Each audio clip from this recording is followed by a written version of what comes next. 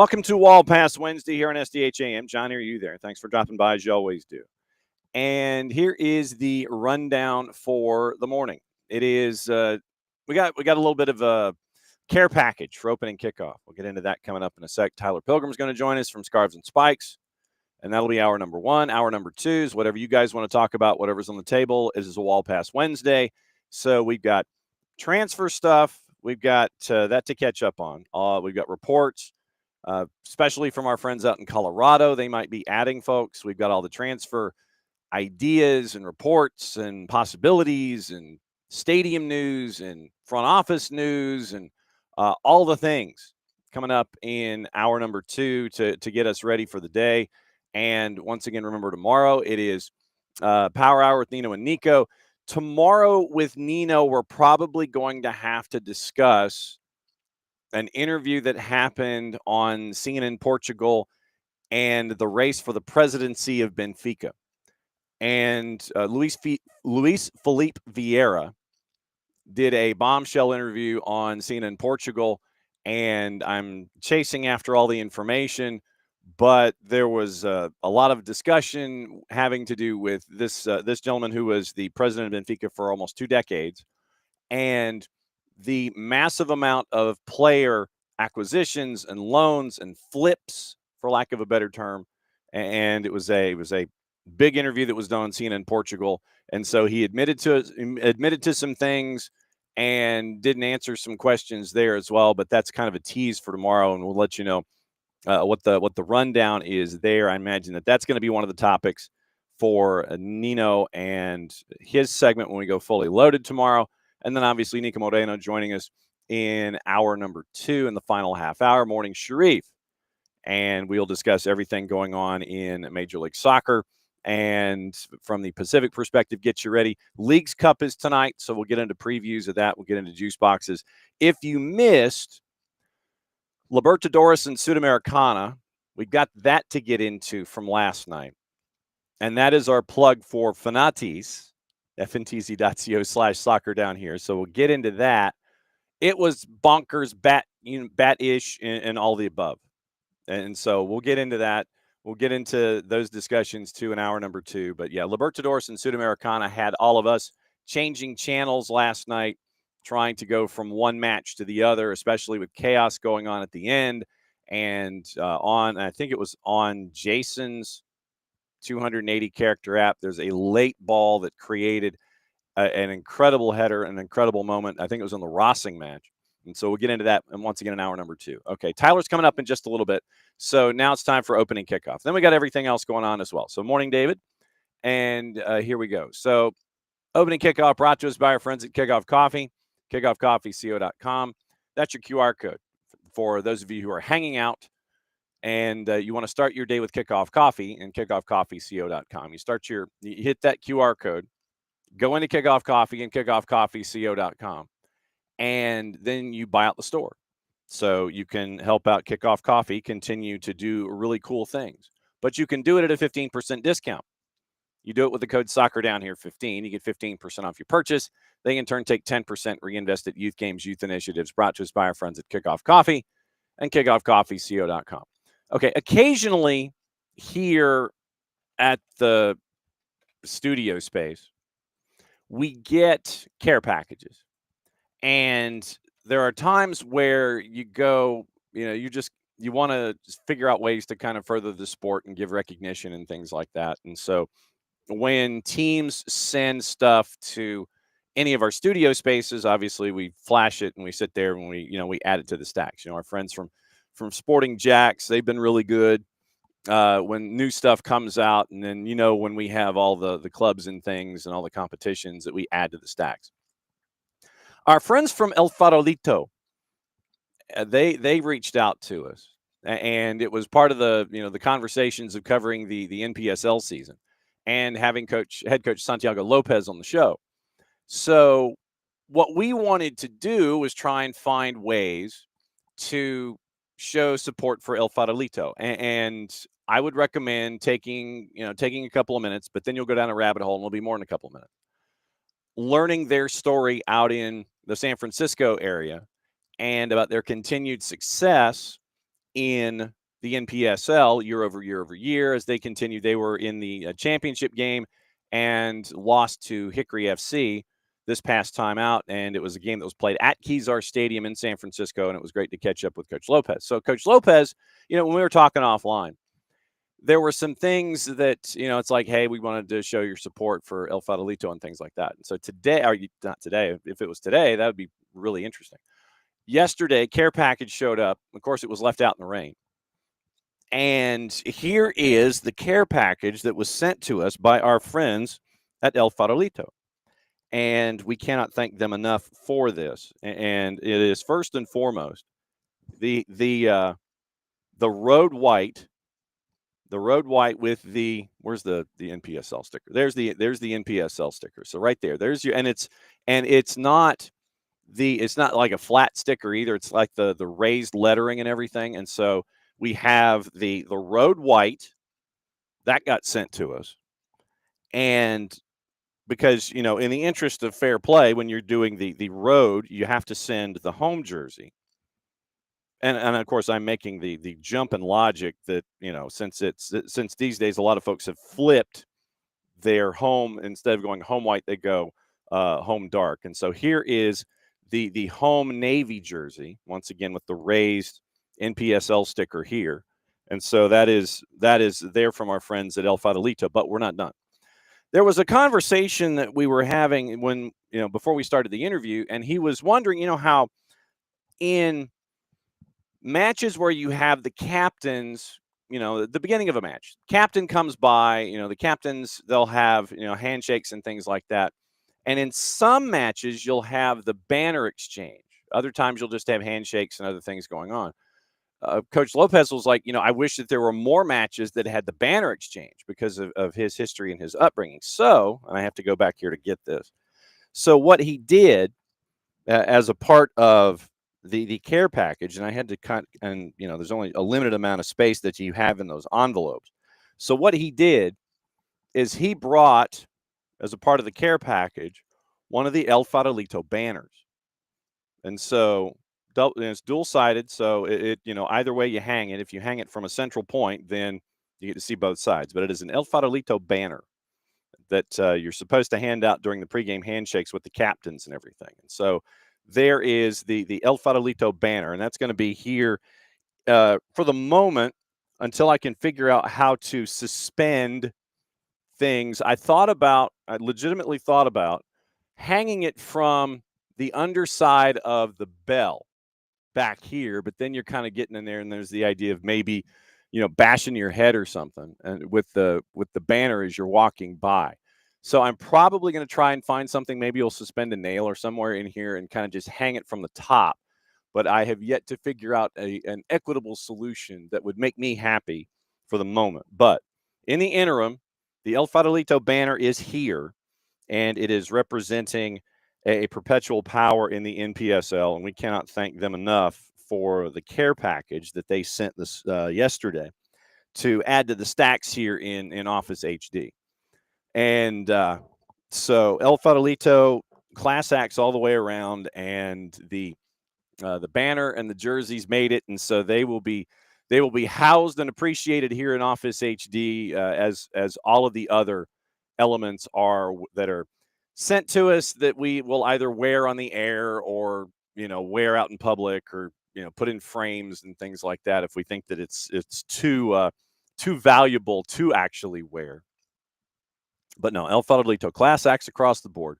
So the homework assignment today, when you have a few minutes, is just look up El Farolito on your favorite search engine on the Google machine, and learn a little bit about their story. It's more than just about the chain of Mexican restaurants in the San Francisco area success in the NPSL. So that's your homework assignment for today.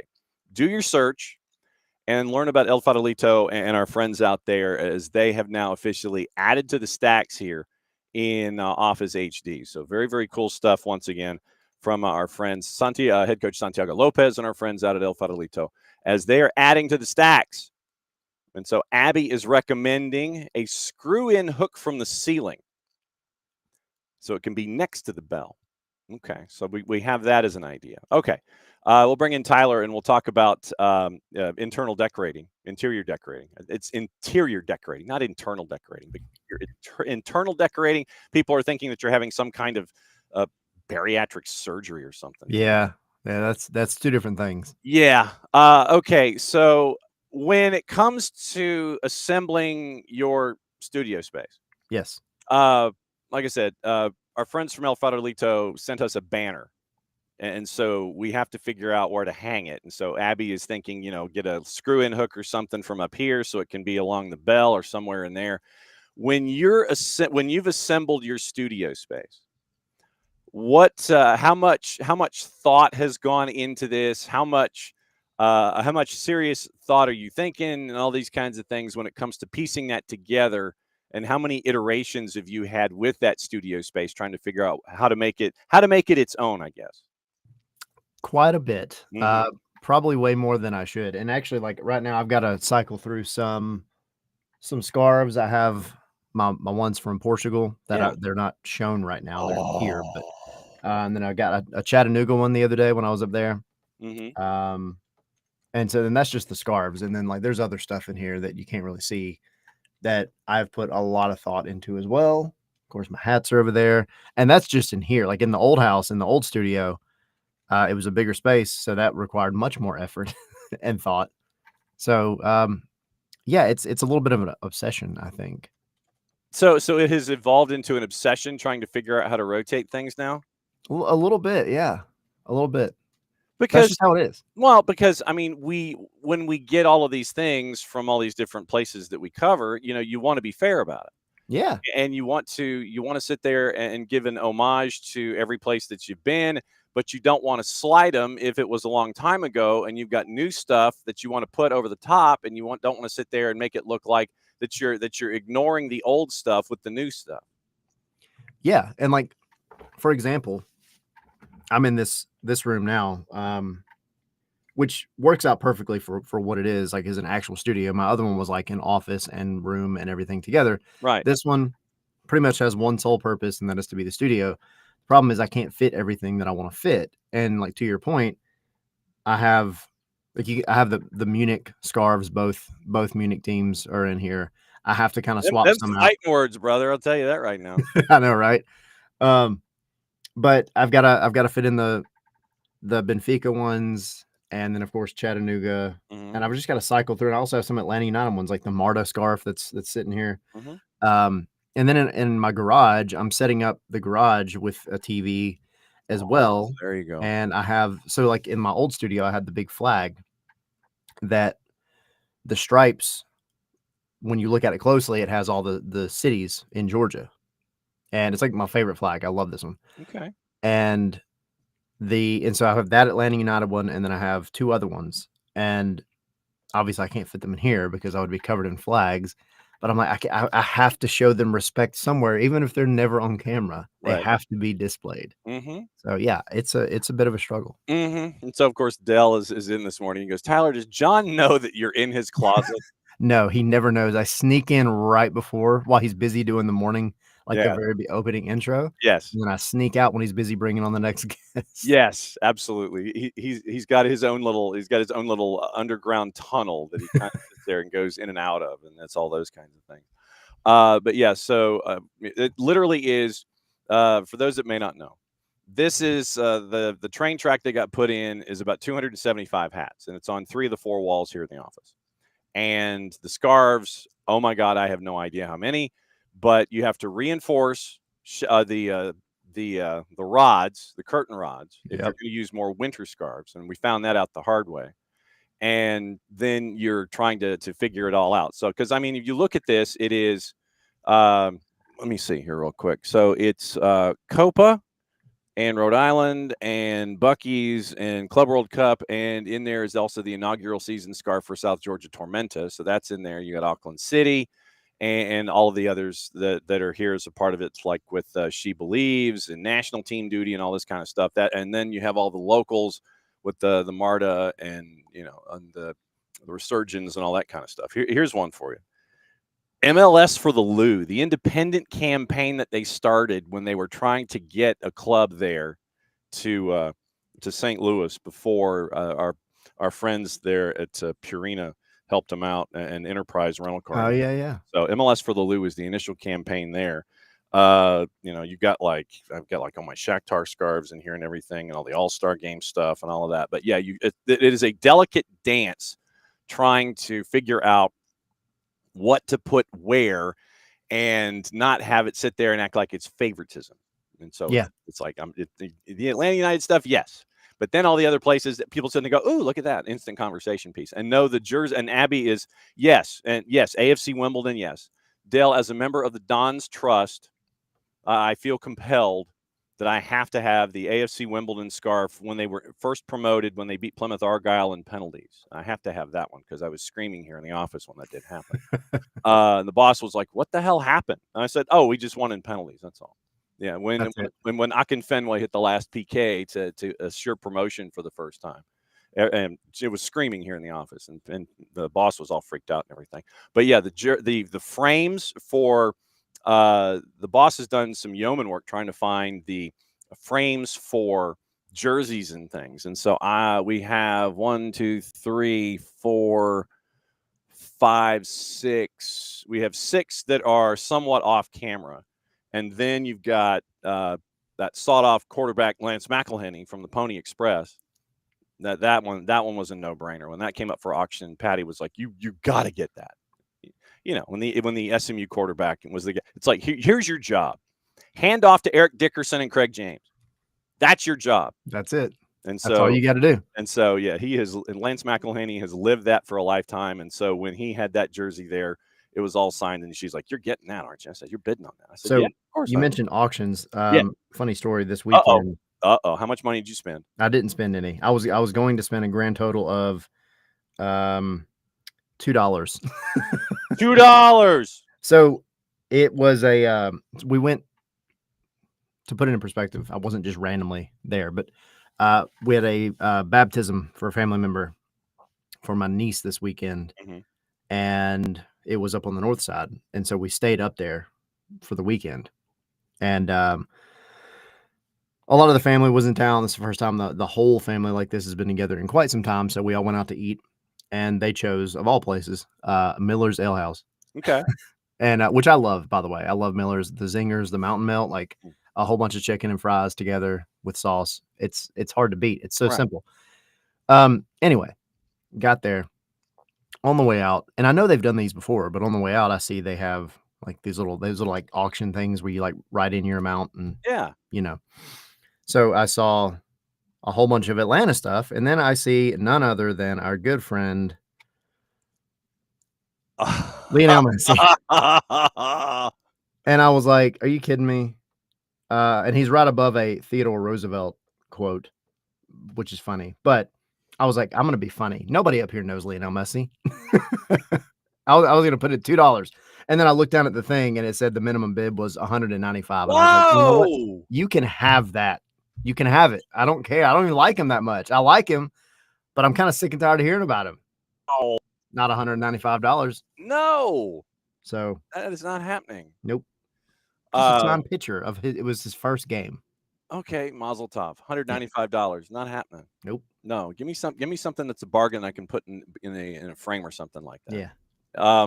So since you mentioned Messi and friends, they're back to being healthy, and Rodrigo de Paul has stepped in, and now it looks like they're bringing in another defender. They're trying to get the POV deal done from Cruz Azul. It looks like it's $7 million, but I think and this is something I think that gets lost on folks, is that figure can be spread out over the life of a deal.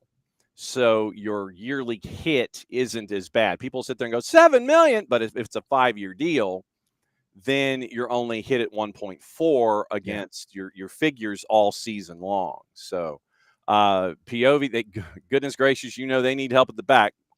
Don't tell them that, because then they might go chasing after folks. But how do we phrase the sieve that can be the back line for Messi and friends? It looks like they're getting close to POV now to try and help things out. You're sending folks to Spain, and now you're bringing more folks in. So they're trying to, with the 3 matches in hand, that they have right now, if they win those, obviously they would be the top seed in the East. How did that work out for you? The last time that happened, he said tongue firmly planted in cheek.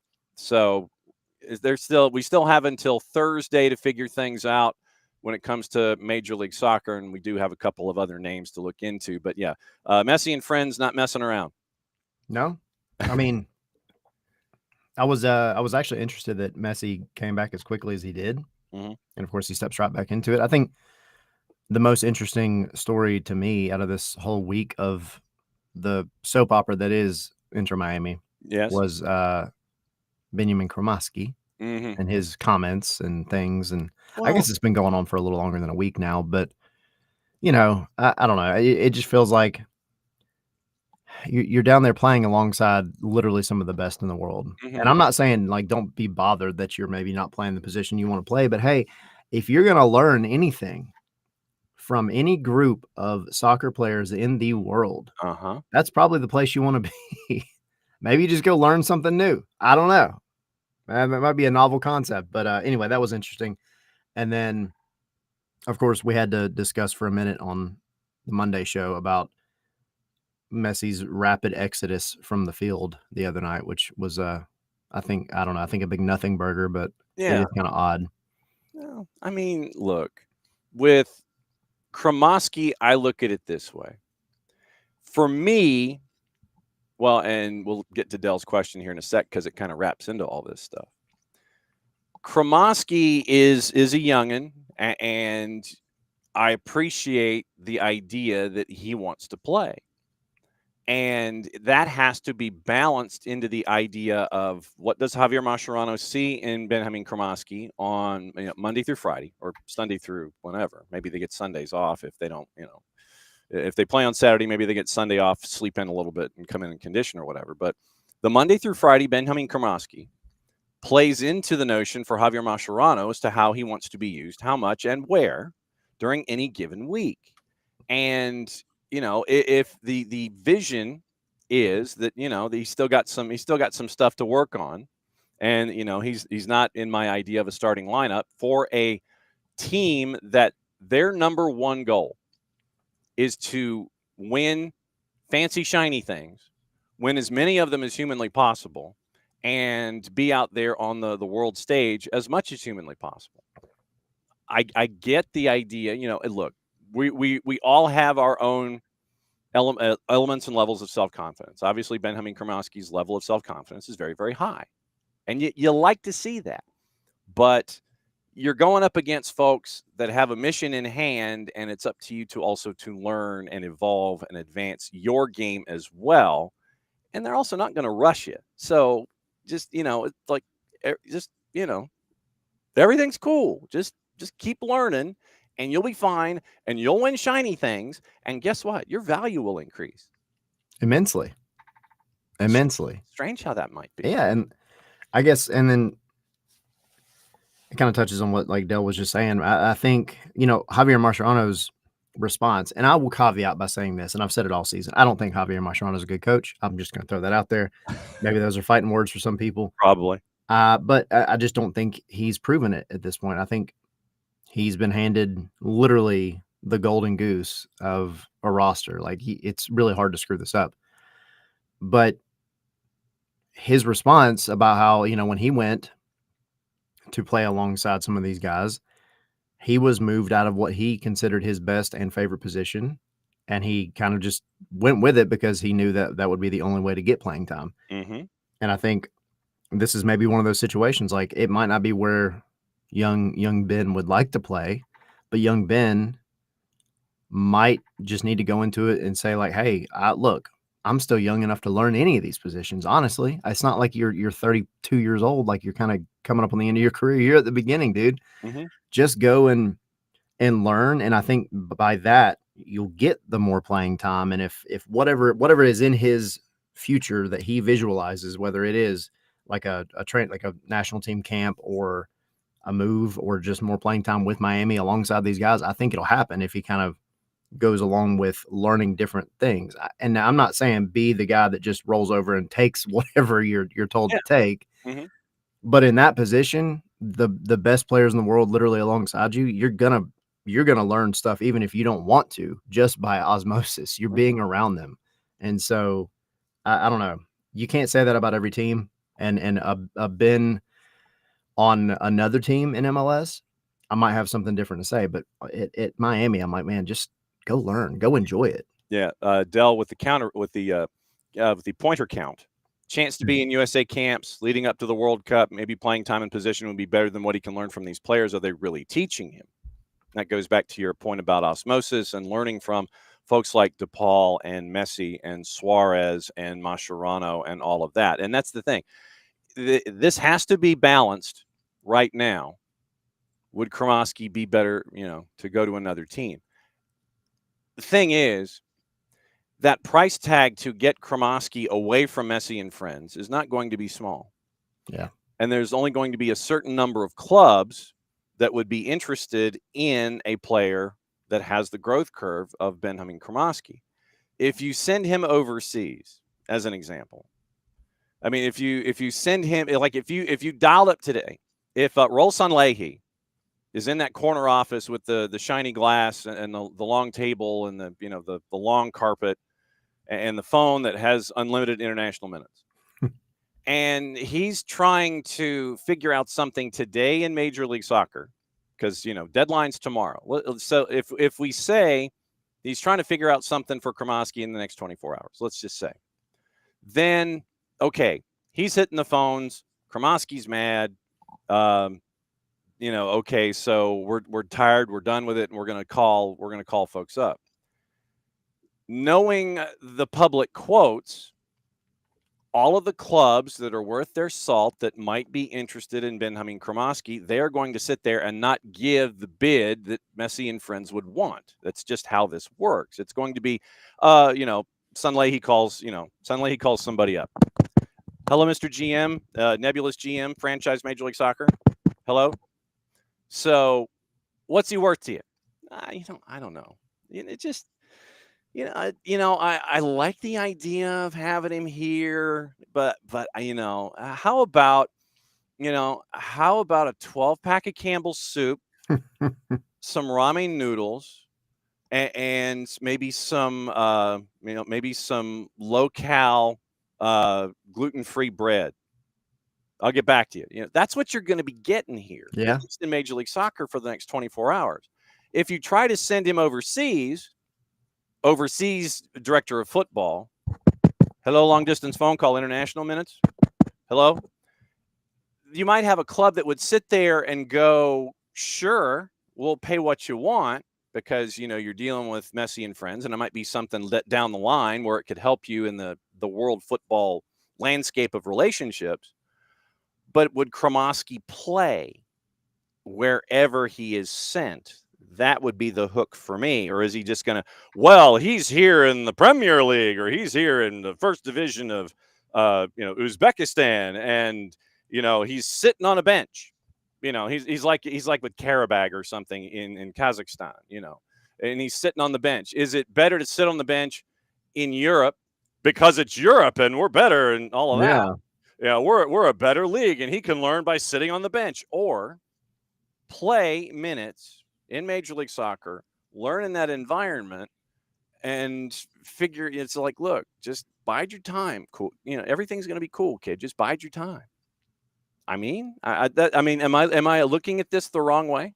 No, I think because here's the thing, gone are the days of MLS sending a young player out to name a random league and club here just because, hey, they're going to get experience. MLS has actually now grown to the point where it is better than many, many leagues in the world. Not all, obviously. Mm-hmm. But, you're talking about sending him to the random club in, that part of Asia that's Asia and partially Europe. Mm-hmm. And he might get playing time there, but he could get better playing time, more effective and intentional minutes playing for Inter Miami too. And lose to Atlanta United too. Exactly. And it's like, is that really what you want? Like, he's going to travel, like, cool, he gets to travel, he gets that experience, but like, you're going to get more as a player. And I think from an investment perspective, to be there training alongside Lionel Messi every day, who wouldn't want that? Just like literally the best in the world. And then alongside some of the other best in the world. Mm-hmm. Insert like 5 of them here. That is invaluable experience. And I don't care if you do go to the Premier League and you play 20 minutes at the end of every game. Like, cool, that's great. You're still not getting the training week in and week out that you're going to get from Lionel Messi and all those guys. Now, would it be effective? Yes. But I think that you need to take advantage of what you have a golden opportunity right there in front of you. You're there. Accept it, learn from it. And I guarantee come 4 years from now, when Messi and all this other stuff is gone, Kromoski, wherever he ends up, will be a much, much better player if he stays at Miami right now and like enjoys it and takes it all in. Top 10 in minutes. And I would like when you were breaking down your Kromoskiism, I went and checked his stats, and I've got his stats here. Top 10 on the team in minutes. Yep. He's top 10 in minutes right now. 21 matches, 15 starts. And so, I mean, you're playing 6, and it is 6 times in as a sub. He's got the 1 goal, 4 assists, passing percentage at 86%, conversion rate at 14. So it's like 1 out of every 7 shots, and 2 out of every 7 shots. Total attacking assists, 13, which puts him obviously top 6 on the club in total attacking assists registered by Major League Soccer. Messi, Suarez, Alba, Busquets, Segovia, Kromoski. 6th right now in total attacking assists. On target scoring attempts, he is 7th. Messi, Suarez, Allende, Segovia, Pico, Jordi Alba, Kromoski. He's tied with Chelo Weigand, but nevertheless.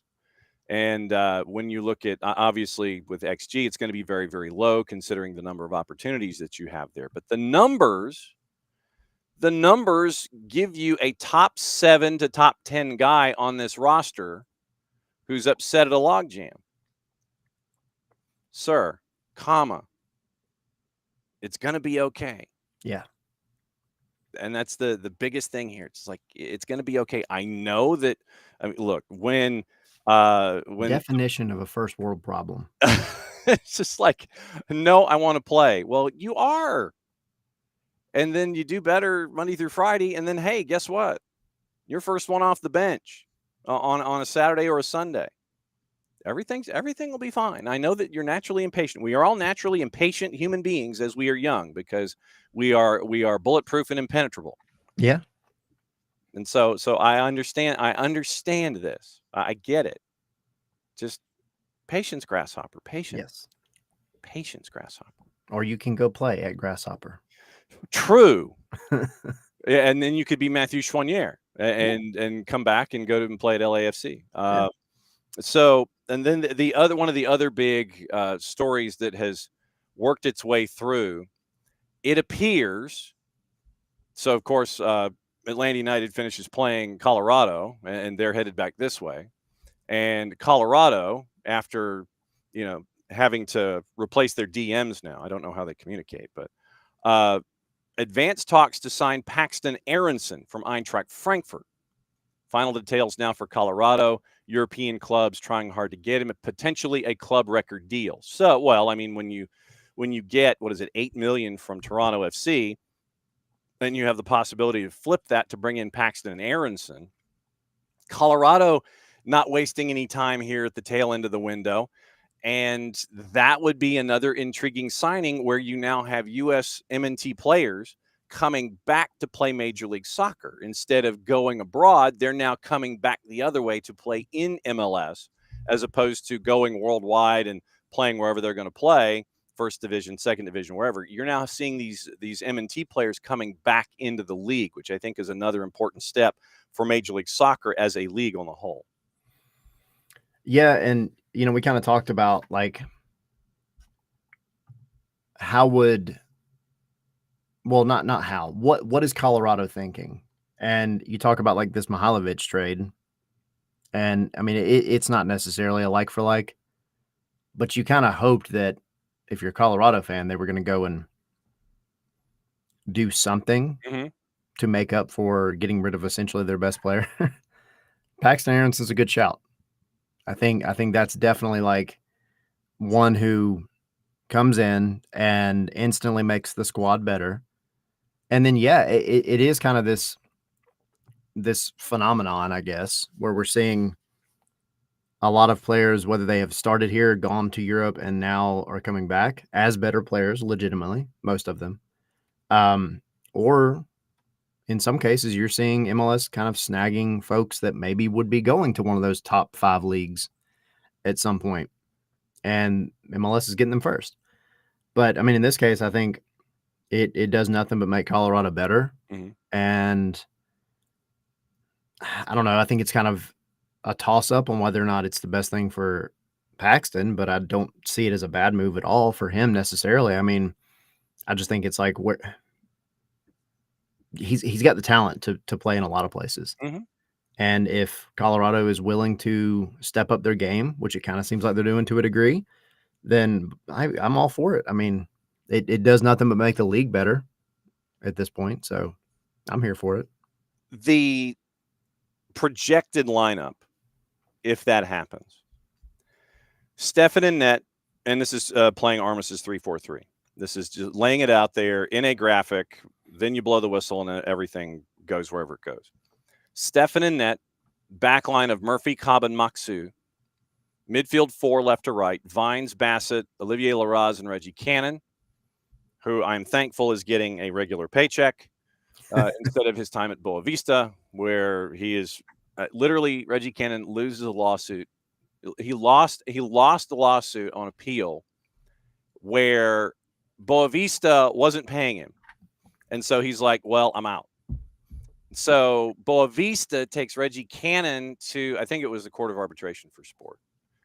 And I think it was CAS, whichever governing body was overseeing this case, gave a judgment to Boa Vista because Cannon left while his contract was still active.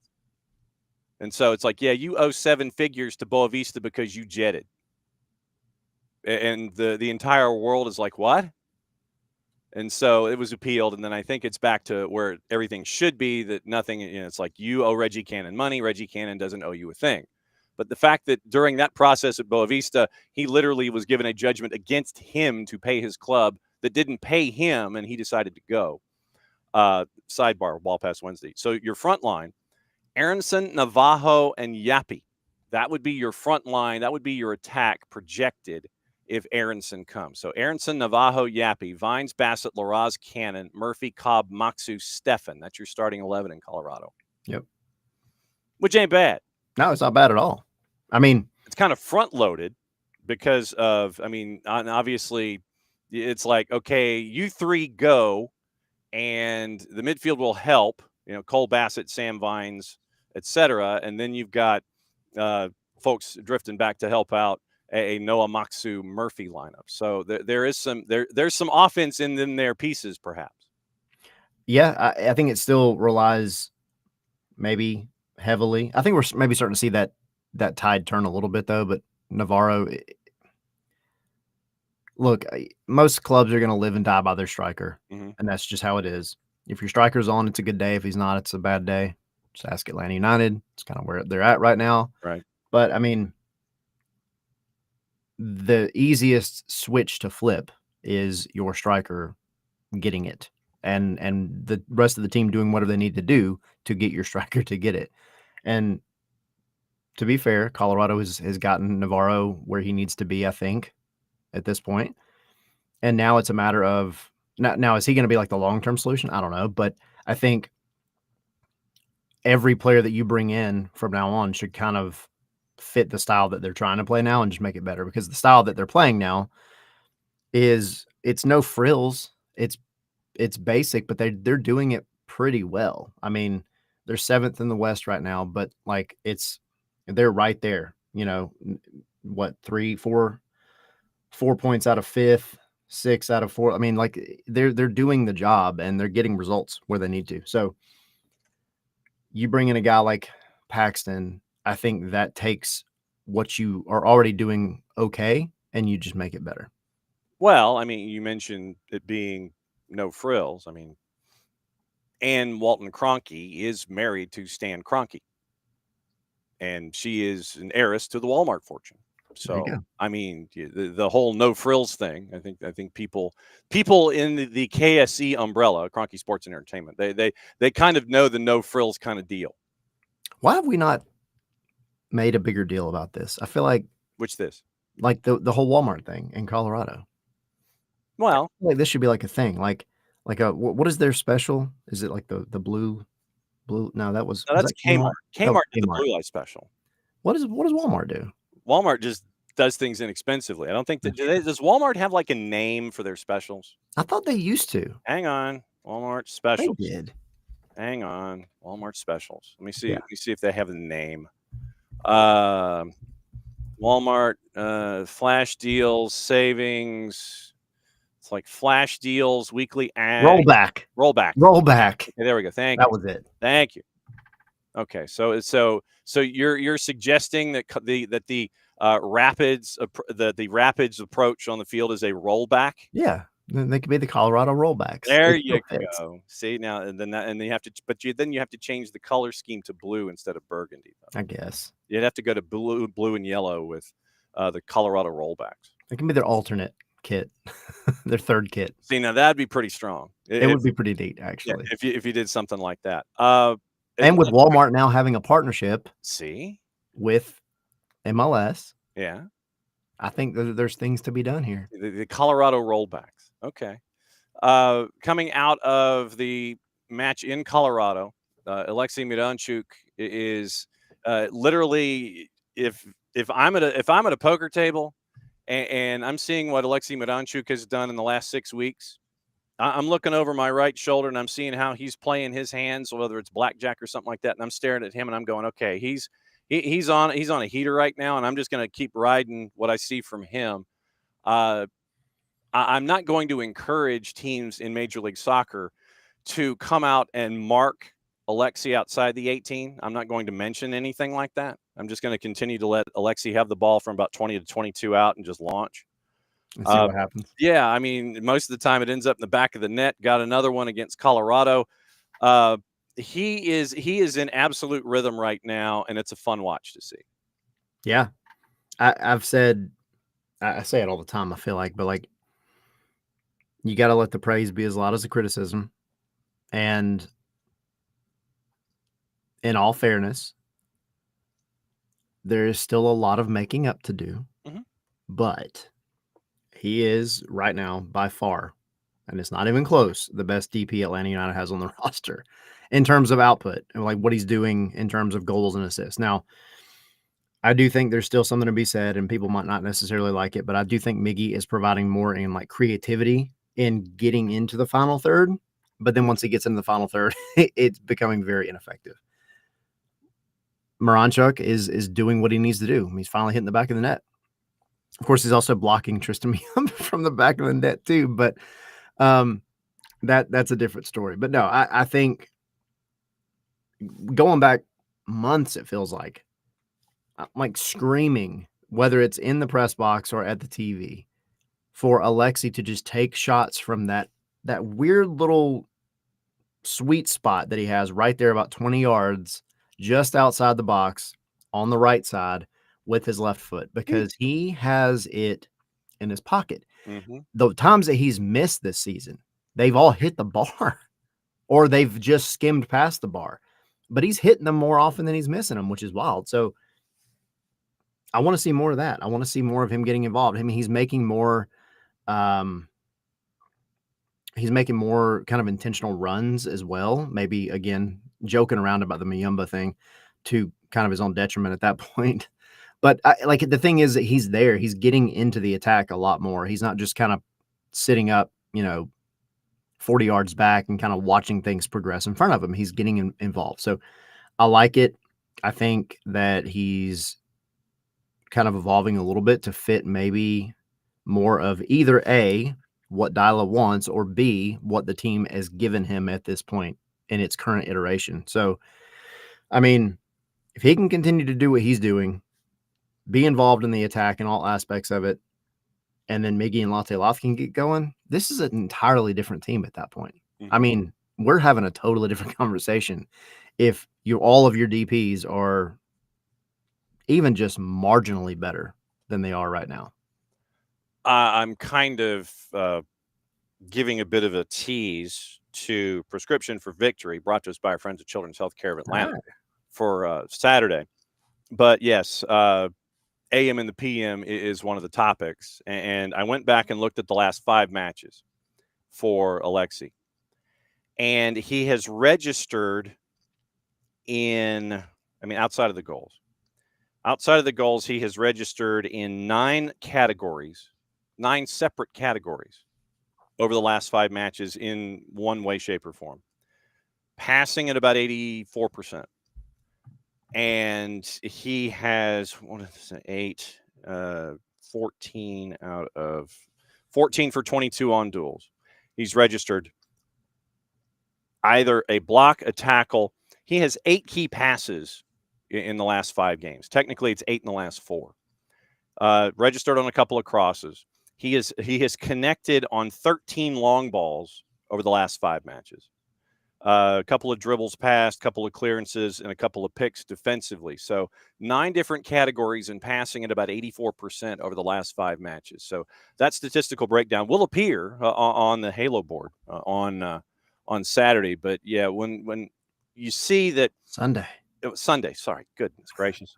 Yeah, because it's the twos at OCB on Saturday. That's what. Yeah, twos and OCB on the network on Saturday. Sunday at 4:10 is the kick for Atlanta and Toronto. But yeah, 9 separate categories in passing at 84%, plus the goals he has scored in the last handful of matches, like the last 6 matches. So feed the man. That's all I'm saying. Just feed him and let him run. Yeah. I mean, because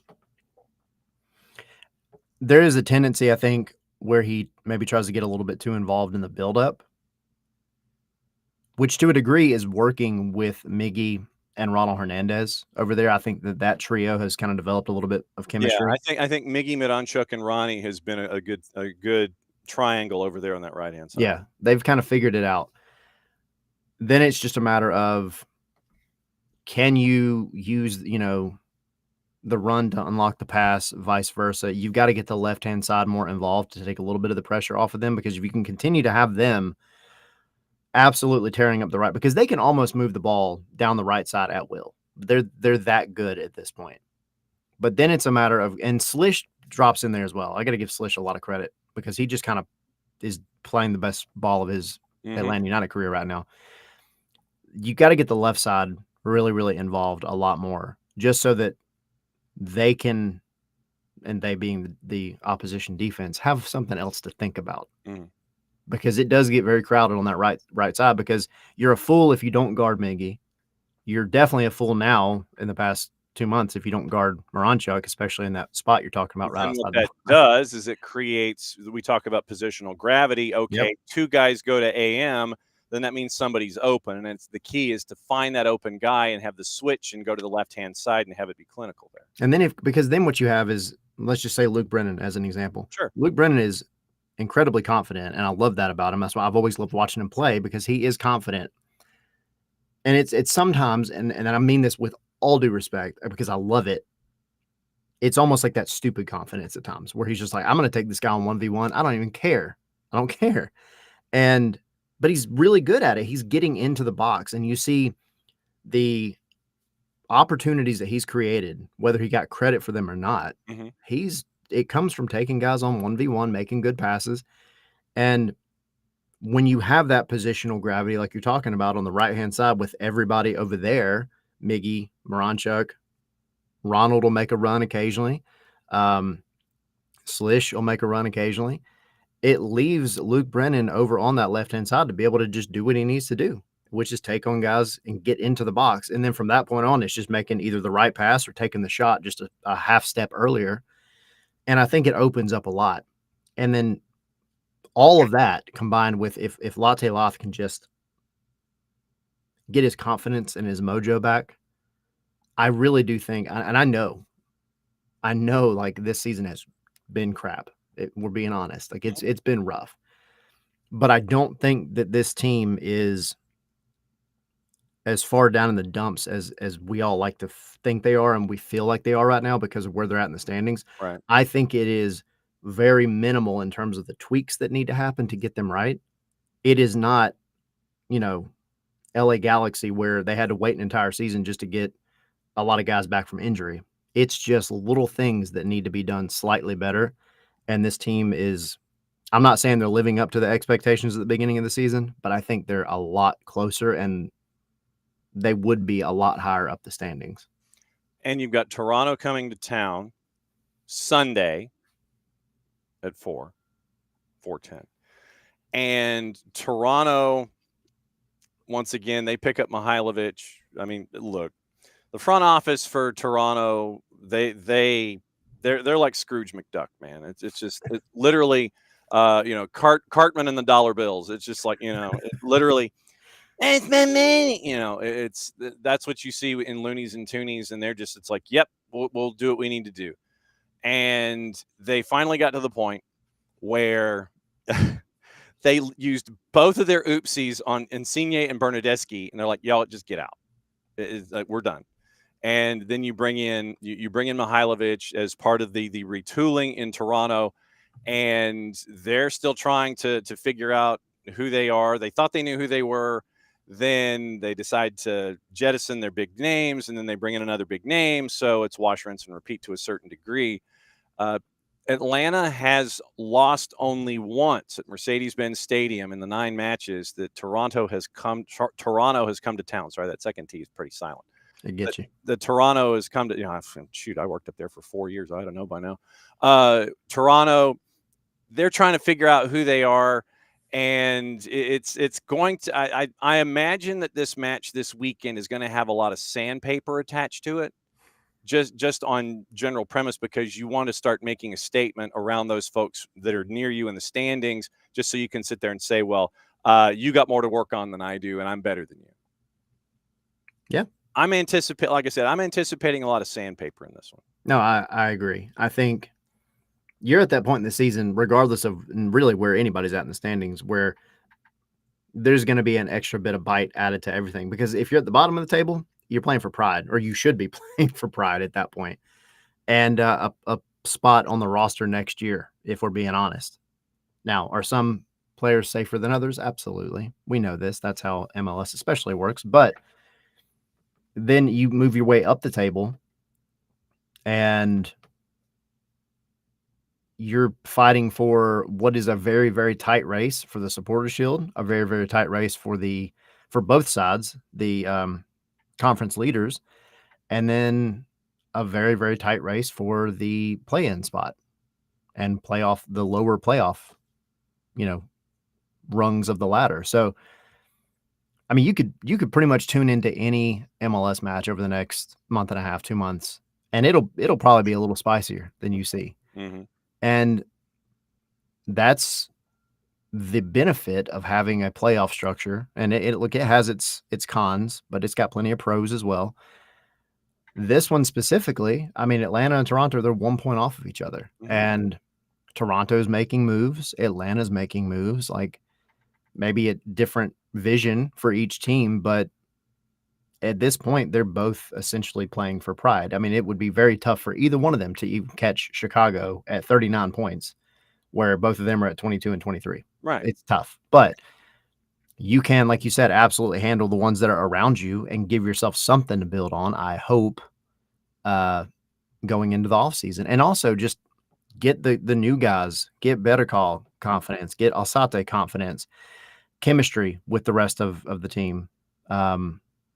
Get Moranchuk more confidence. If you can get Miggy and Latte Loth back where they need to be before the end of the season, then cool. Like you're on the right track. And it starts with games like this, where, knock on wood, they are winnable games and you're at home and you need to show your fans at home something very positive. Leagues Cup, it was cool. Mm-hmm. Atlas, that was cool. Doesn't count in my opinion. Like, I mean, there was admittedly, there weren't many people there. Now you're back in a match that I say counts. It counts. I mean, it might not count overall in the grand scheme of things, but it counts more than a Leagues Cup match that did not matter at all, that you won 4-1. This one is a big deal. Go and show that you have made the right moves, at least in this summer window, because there's more coming later in the winter, I'm sure. But go and give your fans something to be excited about. And to Abby's point, go to the game on Sunday, because after the match, it's a unified match. And for those that may not remember what happened when it was Five Stripes Unified for brunch, when they went up to BMO to play the day-night doubleheader in Toronto the last time, it was a 5-3 batch of crazy against Toronto FC in the unified match. And so X-Man had a big day. They had a big second half, but it was nuts. I mean, so after Atlanta United, I mean, obviously the match will be on ATLUTD.com and on the YouTubes and things like that. But go support the unified team, and we will. We've had the discussions with Marty Jelmy about the growth of the program this season with all the things that they've been able to do. But yes, go, stay, cheer. What's the latest at Scarves and Spikes as we go? So now that we don't have a match tonight, I was actually supposed to be at training today, finally. And then they moved it to tomorrow. So I was like, okay, I guess it's just not meant to be. But no, so we have our normal show tonight at 7. We got Heath Pierce popping in with us for about a half hour at 7:15. And then, of course, we're doing our Monday show as usual, MLS Monday. Right. Our reaction show normally on Sunday, but because there's a Sunday match, it'll be kind of like a doubleheader next Monday. So that's the schedule right now. We'll be doing the pre-match show, regular pre-match, not Signia pre-match, Sunday before the game starts. And we will all be there to watch it, and it will be an interesting time at Mercedes-Benz as Toronto FC comes to town, and we find out what the stretch run is going to look like for Atlanta United. Thank you for sharing your interior decorating tips with us. I'll do my best. And yeah, for me, it's just kind of thrown over a rod, and we'll see what happens and try to make sure that things don't break. As always, my friend, we'll see you this weekend. Be safe, and we'll catch up with you soon. Enjoy coffee number 2. Actually, that was number 2. Oh, wow. I got started early today. So yikes. Okay, so go enjoy cup number 3 and some breakfast. We'll catch up soon, my friend. All right, see you. All right, there goes Tyler, and that's hour number 1 here on a Wall Pass Wednesday. To the interior decorating point. Before we get into hour number 2, and I want to look at your thoughts and say hi to everybody and all that kind of stuff, and get into transfers and news of the day and all that. I don't know what it is, but things just kind of happen in groups. So the other night, I was in a room, and there are some times where the acoustics here at Office HD can carry from floor to floor, and it might just be like weak spots and things like that. So I was on a floor that was not the top floor, and I heard a noise. So I was like, okay, where is this noise coming from, and why should I be concerned? I end up not finding where the noise was, because it could be like birds and raccoons and things, and you get into your crawl spaces and things like that, and that has happened in the past. So at about 1:00 in the morning, I go into my closet that has like the t-shirts and things, and I see that the shelving that is directly across from me, like if I walk into the closet, there's shelving, and I've got a bunch of t-shirts that are on a stack, and I've got a bunch of jerseys and golf shirts that are hung on that one as you go into the closet. I noticed that some of the shirts that were above and that were on the actual shelf itself had kind of leaned forward. And I'm like, okay, that's uncharacteristic. They're not supposed to be leaning forward. It's like they'd slipped out of place. And so it took me a couple of minutes to figure it out, but the shelving has started to come out of the wall, and I don't think it's on a stud. And so it was just when they were assembling the house with the shelves and everything. So it's one of the screws had started to come out of the wall space, and I have, because of the sheer number of t-shirts and things and golf shirts and jerseys on that rack, I have it braced. And I know that you're all sitting there going, I'm shocked that John has this much stuff. So the brace had slid forward as the shelf had come forward. And so that's what the noise was. So I've had to basically evacuate about a third of the closet as we wait for the handyman to come in and sit there and redo the shelf and put it on a stud to where the whole thing doesn't fall and collapse, which has happened in the past. And so that was what, and it was being left-handed. It is that closet right there where it happened in the past, and we had to have a handyman come in and literally smash it on the studs to where it locked into place. So, yeah, that's where we are right now. John has a lot of stuff and is causing things to fall down here in Office HD. I know you're shocked.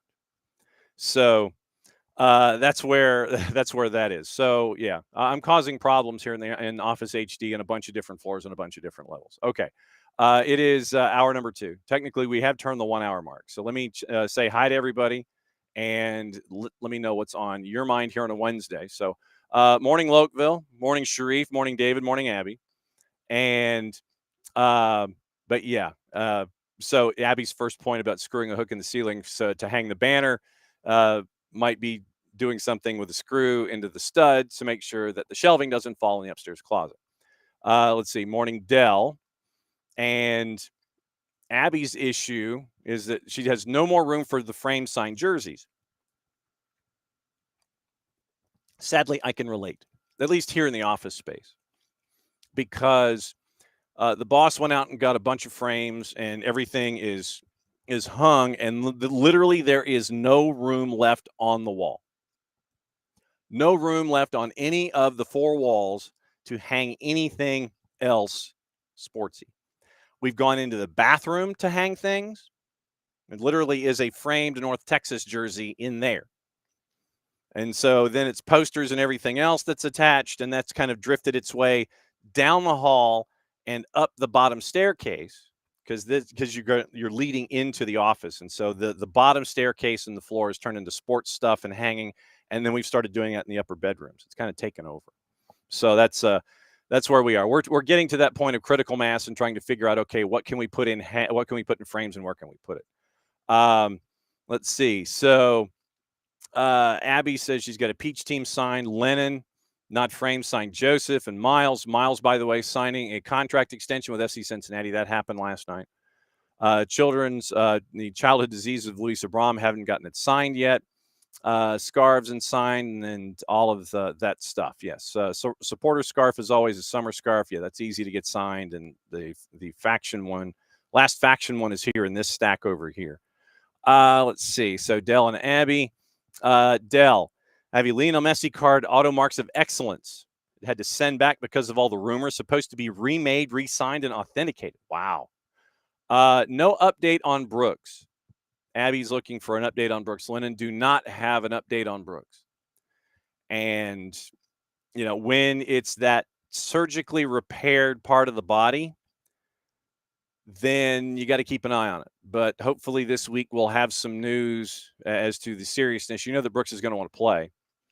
But obviously we'll see this week at the Children's Healthcare Atlanta Training Ground how it affects if it was just a knock there in Colorado and everything is back fine here after a little bit of rehabilitation and such. No idea on the seriousness of the carryover, really, of the seriousness of Brooks's injury. Obviously, we'll keep an eye on that this week. Morning, Will.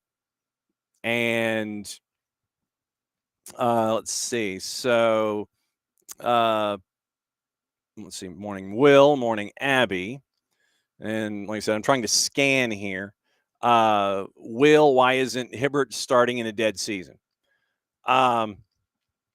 It is there are still things to chase after, and I am of the mindset that until you can't, then you keep doing it.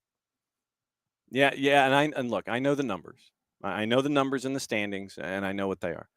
But you keep chasing to get the best position that you can. You come up to try to come up with as good an ending to the season as you can.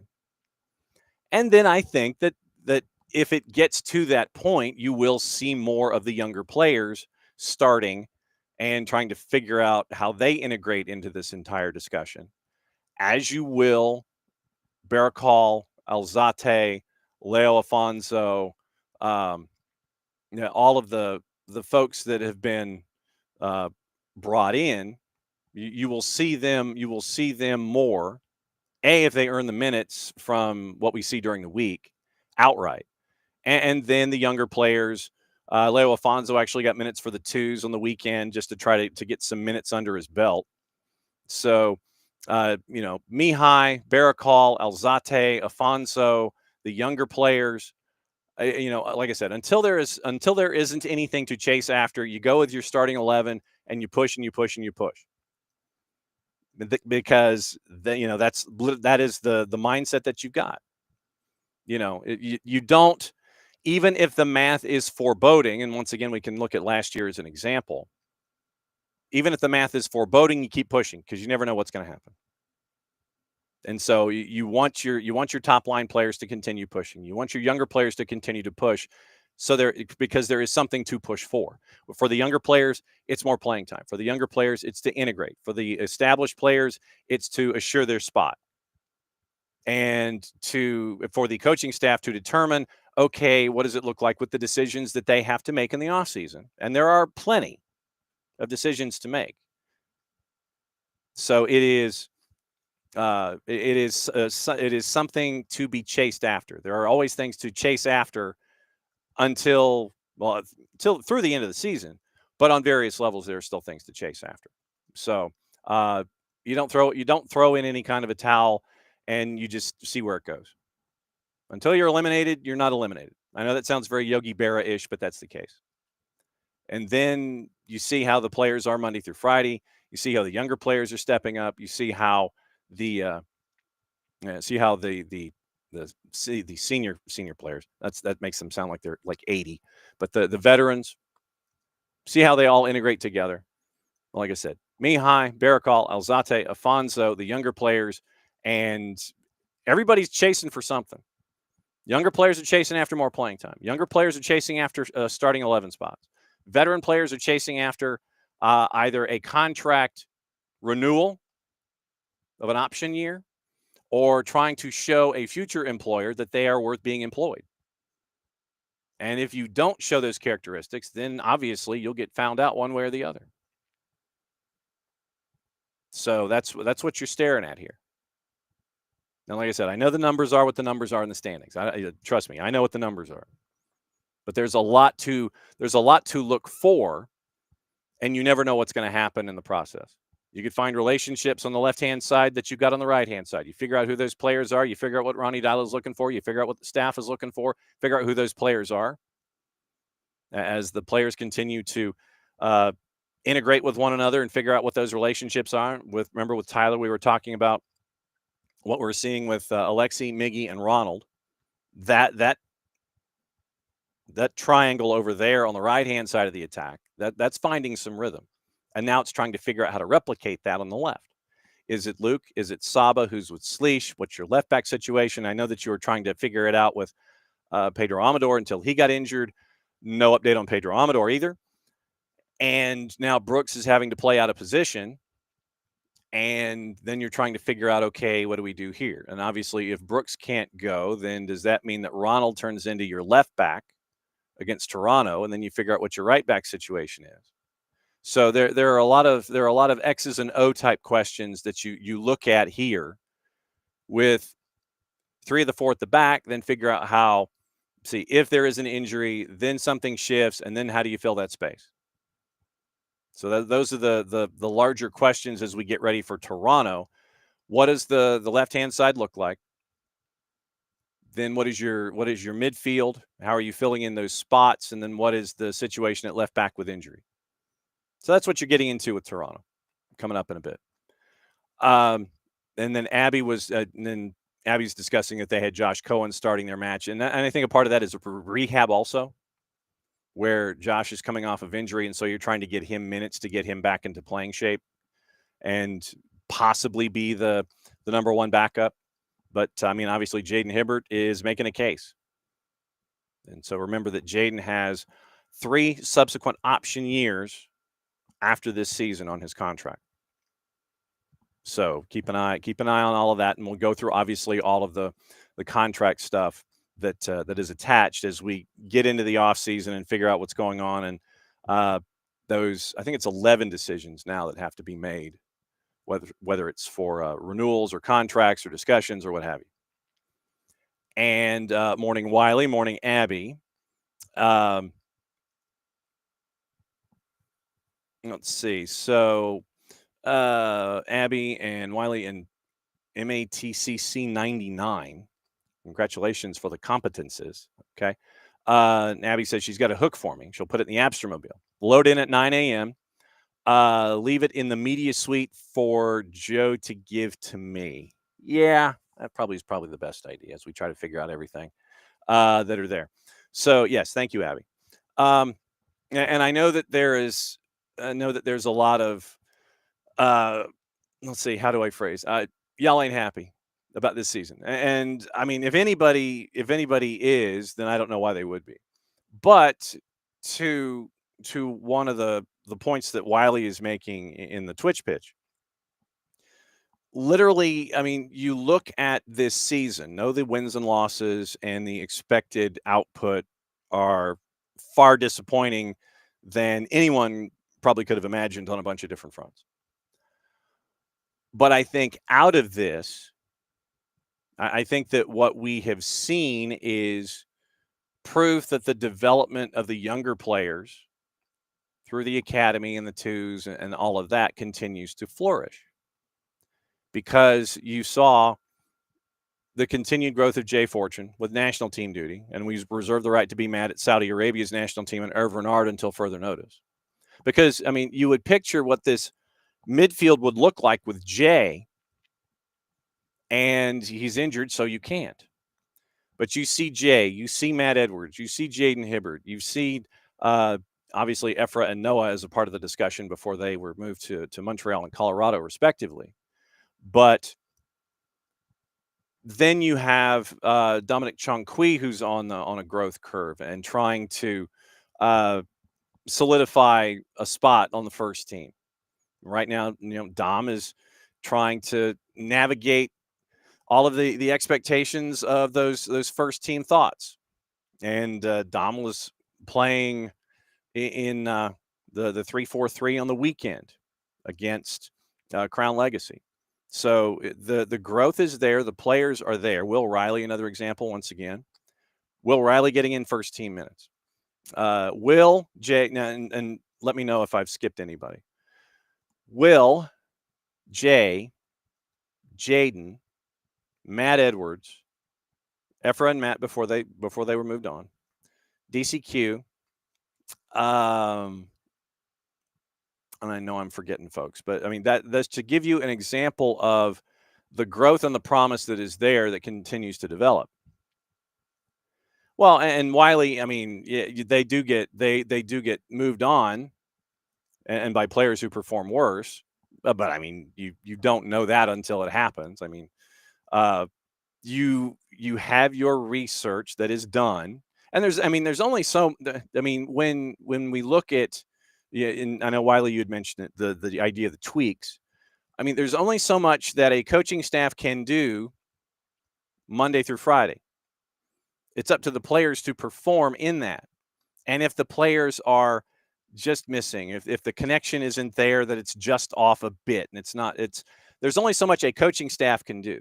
Coaching staff can't be out there to do those kinds of things. And so it's up to the players to, and this is the chicken and egg argument that we get into all the time with the with the coaches and the coaching staff, with the game plan that they implement, then it is up to the players in those moments to perform the game plan. And if something's a little off, if that connection is just a little bit off, if the decision isn't the right decision in any given moment, if somebody misses an assignment, that's not a coaching thing. So I would ask that and I'm not going to say critical eye, but just a take out the magnifying glass and just look at the situations inside the match itself. And we talk about game state a lot. So what I would ask is, if something just missed, or if an event happened, why did it happen? And so that it requires kind of going back a little bit and looking, and maybe looking at something more than once. Because I know that when we look at something in real time in front of us, we have that initial reaction. And there are times when I have to go back and I will look at an event and I will sit there and I'll analyze and sit there and walk it back and sit there and go, okay, this happened, and this happened. So that means that this player needs to do this player needs to do this. And so in a way, it's a way for me to learn going forward. If we have an event happen in a match that is obviously detrimental to Atlanta United, but it's something where we all have to kind of take critical eyes. I'm not necessarily saying be critical about it, but take a critical eye to a situation and ask the deeper question as to, well, why did this happen? What was the responsibility here? What was the expectation here from the coaches? All of those kinds of things that you piece together to formulate what happened in that moment, and hope that you learn from it. That so it literally is. It is taking a critical eye and probably taking a little bit more of an analytical approach to what we see on a game by game basis, because the results aren't there. Why aren't the results there? Then you go back to those moments and you try and figure out, okay, what was the decision in that moment that created this, that created this, that created this, that created the ultimate negative moment in that case.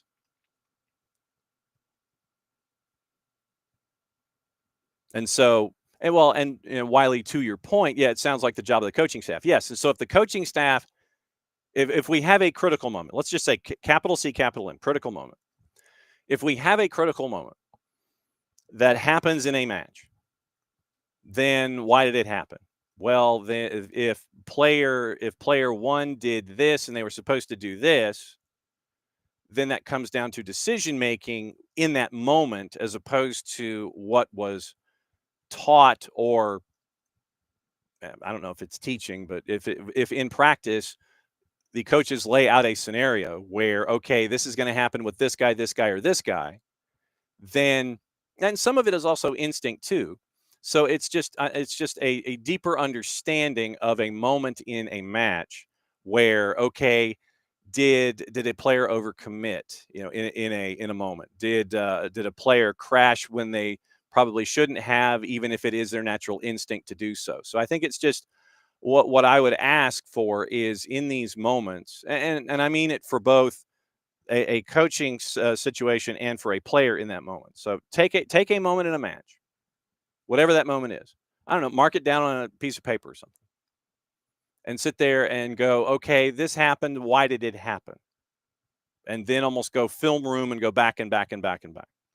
And true to your point, Wiley, that if they can't or don't implement the changes properly, then that means that there's probably someone on the bench that deserves that chance to take that place over from that other player.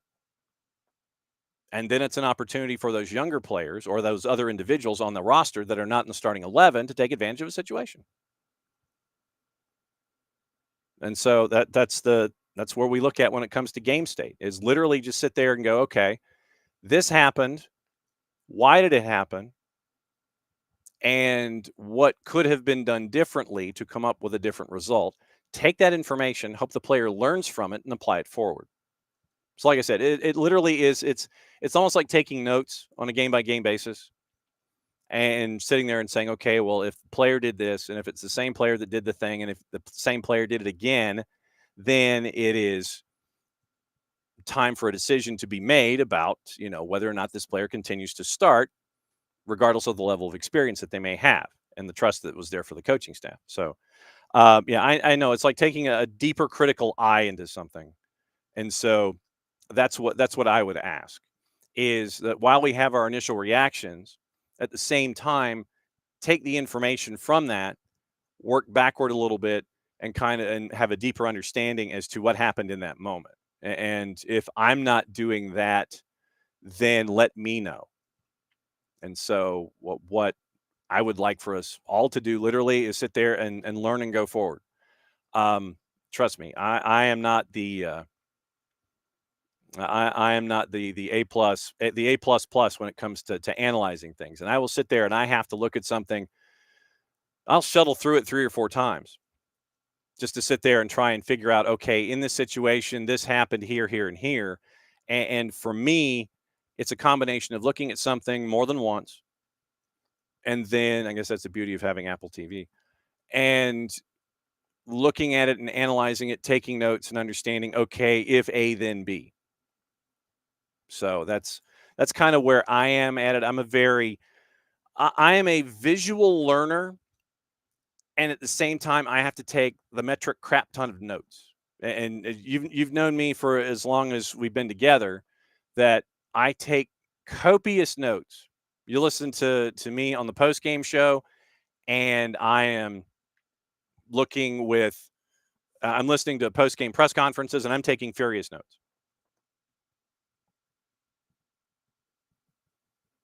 So that's kind of where I am. And so and Wiley, I appreciate your honesty this morning in the Twitch pitch, and I know that sometimes the conversations that we kind of have and the topics that we have are kind of fleeting, and it literally for me at times is like squirrel when I'm looking at notes and everything. And trust me, as someone who has covered the team from the beginning and covered Major League Soccer for a while, I know that it is a frustration considering what has happened in the team's past. I know it's a frustration. I know that there is an expectation level here. The expectation level is in the building. And it's not like they're ignoring the expectation level and the understanding of wanting to succeed. Everybody wants to succeed in that building. But then it comes down to individual decisions in games and trying to avoid a cascade like we have seen this year. And for a club that I feel has played better in the last 6 weeks, you still have those moments of, just, missed it by that much. This close, this close, this close, and this close. And so that's all kind of where we are. Jared is joining us from the Mountain Time Zone this morning. And what is it? XG and what aren't real? Birds. Oh, birds. Okay, because I was trying to read your lower third, and it's like XG and what aren't real. I mean, it's like, dude, I have to wear glasses now. Now we So were. hi. I know. Well, I have bifocals, and they tell me that they're progressive lenses, and I'm like, look, I tell my ophthalmologist, look, just tell me they're bifocals. You don't have to spin it for me. Look, they're bifocals. I get it. I'm blind because of all the years I've spent in front of monitors and TVs and things like that. Bright lights and Yes, those interrupters and all the things. Absolutely true. We were kind of going over transfers and things, and the idea of Paxton Aronson to Colorado, looking at that starting 11, the anger of Benjamin Kromoski, the window closing for Atlanta United, and then you have another 10 days for stuff going on overseas. First off, since we haven't had the chance to catch up really, what was it like to be back with the gang there at Dick's Sporting Goods Park for Atlanta United in Colorado? It was great for except like 45 minutes of my night. Mm-hmm. Exactly 45 minutes. Yep. And that was the second 45 minutes of the game. Right. So I figured you. Everything else, fine. Good time. First half, honestly, not bad. Weird first goal. Um, then you get Alexei Miranchuk just dragging this team, not to success because they're not successful, Right. dragging them to not the wooden spoon. How about that? Yeah. Because right now, that's what Alexei's kind of doing. He's kind of dragging you to not the wooden spoon. God bless him for it. He's been outstanding. Then the second 45 minutes, at that part, I didn't enjoy at all. No. Like, at all. Miserable. Yeah. No, that was otherwise it was fine. I'm never making that drive again if I can help it. Well, okay, so when you make this drive, what you do is you go from my neck of the woods now is down 15, Mm-hmm. which runs out of Salt Lake. 15 eventually will run into Las Vegas, kind of cut southwest out of Vegas, and 15 will run all the way to Anaheim, actually. Wow. But you take 15 down to Provo, jump off Highway 60. Highway 60 is just cutting through the mountains and canyons, up and down, up and down. And then eventually past like Cloudlands and Arches National Park, all that jazz. It comes out on 70. 70, also, fun fact, I-70, as you're crossing from Arches into Colorado, Right. over to like over to Junction, there's about a 60-mile stretch where there ain't jack squat. And no, and it's not that there's nothing. There's signs telling you, hey, there's no gas station, there's no food for 60 miles. Top off your tank, stop and get a giant drink, do something for yourself, because for 60 miles there are no services. Wow. Yeah, so go past Grand Junction, and then the problem is it's just a slog past Grand Junction to Denver because you're just through mountains the whole time. So like construction, a couple rainstorms popping up, that sort of thing. Yeah, the drive itself was long. It was like 8 hours. Like, again, it's just brutal because it's not like a fluid 8 hours. It's I have to focus so this tractor trailer doesn't run me over, or someone doesn't come down the mountain at 90 miles an hour and sit in my back seat. That was just that part was stressful. The rest of it was fine. The game was not. Again, first 45, fine. Yeah. Not great. Not terrible. Yeah. Is fine. Yeah. Second 45, terrible.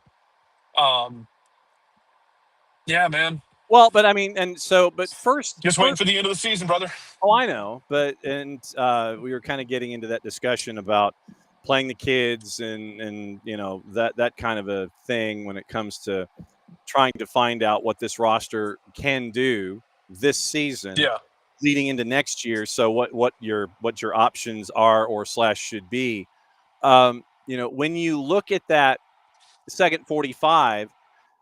How much of it do we start with the idea that is the boogeyman in the room, where you usually hit the 60th minute, and as you mentioned leading into this match, the oxygen kind of takes a holiday from you if you're not used to it. The thing is, it's about that moment. It was like the 61st minute when the penalty happened, because I remember looking at the clock. We got through 60 without a whistle, penalty.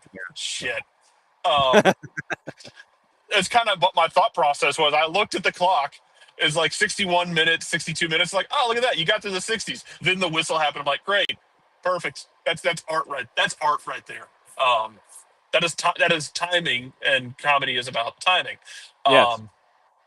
But it wasn't even the oxygen stuff for me. And Ronald Hernandez dismissed it after the game, said, look, we're not playing in Bolivia. Not playing in Bolivia.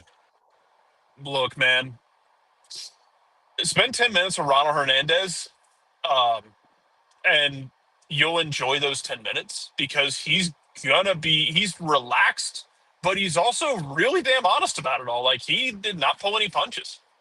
As he mentioned, it's like, it feels like last few games we've been playing better in the first half, like getting better performances, and then everything just falls apart again. And you can hear it in his tone, you can hear it in the way, and you see it in his body language, like he's pissed about it, he's miserable about it. Now he's getting consistent starts. He seems to have unlocked some sort of positional discipline in Miles, Jesus Christ, in Miguel Almiron. Miles Robinson signed an extension. That's why he's on my Yes. mind. Miles is staying in Cincinnati. Yes. But he seems to have ignited some sort of positional discipline in Miguel Almiron, even if that doesn't involve actually getting back and defending consistently. Yeah. But yeah, man, it's just, it's just so, it's just so deflating and debilitating to watch him go into the second half like that. You got through that little stretch. Yeah, you're going to hit a point where, like, guys are going to start getting tired. You're going to start feeling winded. Every team does it up there. Like, you go look at the score lines of so many teams. The one that comes to mind is Charlotte earlier this year. Charlotte was bossing Colorado around like the 63rd, 64th minute. It flipped on its head. Colorado scored 2 goals in 10 minutes of one. It just, like, you could just see it. Guys were just like sucking air, doing everything they could. And just like, again, it's kind of like the way Jeff Larenowitz once described it was, it's kind of like you're taking that deep breath and it's like you're not getting a full breath in. So you're just not replenishing. That's just tough, but that doesn't excuse, like, all of that doesn't excuse a bad decision to step in, create a penalty. And it sure as shit does not excuse you looked like you committed a penalty at the top of the box on the third goal. Yeah. And everyone just stopped playing. Yeah, I think that was You're not the official. Yeah. You're not the official. You don't have a whistle. You don't make that decision. Yes, you think you committed a penalty and you're waiting for him to call it? Play through. Kick that ball out and kill a prairie dog with it out of the stadium. Get it out. Don't worry. If he calls a penalty, he calls a penalty. That's not your job as a player. Right. Your job is to play to the whistle. And in some cases like Wilfred Zaha, play through the whistle. But man, that was like the fact that everyone just stopped, and some of the Colorado players did too. I think they were all kind of like, that's a penalty, right? Except their striker did not stop and correctly kept shooting, which is the right decision in that situation. Like, you didn't hear a whistle. Mm-hmm. Keep going. Yep. Yeah, I'm sitting here looking at it again, and it is obviously, and it's the slightest bump just inside the top of the 18. And you literally have players slow down, stop, what have you. So contact, you got 2 players flat-footed and looking, and the players are trying to sit there and look at and point at other events in and around that particular play, saying that something should have happened should have been called on Colorado, but you had players who were stopping. And yeah, you can't stop. Cardinals. If you don't hear a whistle, you keep going. If you truck that guy, even if, it's man, I just committed a blatant penalty. Have you met Pro before? Pro doesn't know their ass from a hole in deep center field. There are plenty of times where Pro will not call a blatant foul. Yep. Atlanta themselves have gotten screwed over this over the years. They have benefited from it over the years of bad calls. Like, everyone in this league has been helped and hindered by inexplicable decisions by the people with the whistles. So you knocked him over? Great, get the ball out. If he blows the whistle, he blows the whistle. If he doesn't, then congratulations, you just avoided a problem. But when you stop playing, what am I supposed to do with that? Yeah. And to David's point, like, it watching them at times is kind of like watching somebody play Guitar Hero. They had the same thing back in the day with Eric Remedi at times, and Remedi obviously wasn't as extreme, but when he was playing in like 2020, he kind of did this sometimes. As long, like, when things were in a groove and they were going well, he was fine. it was like one mistake compounded to others, and that's Yeah. what this team is right now. Yeah. Like it's like watching someone play Guitar Hero. For those of you that grew up playing it, and they're in a groove, they're doing 100%, everything's great. They miss one note, and everything just goes to pieces. Yeah. And it just leads to more problems, and it leads to more mistakes, and it's mental toughness. And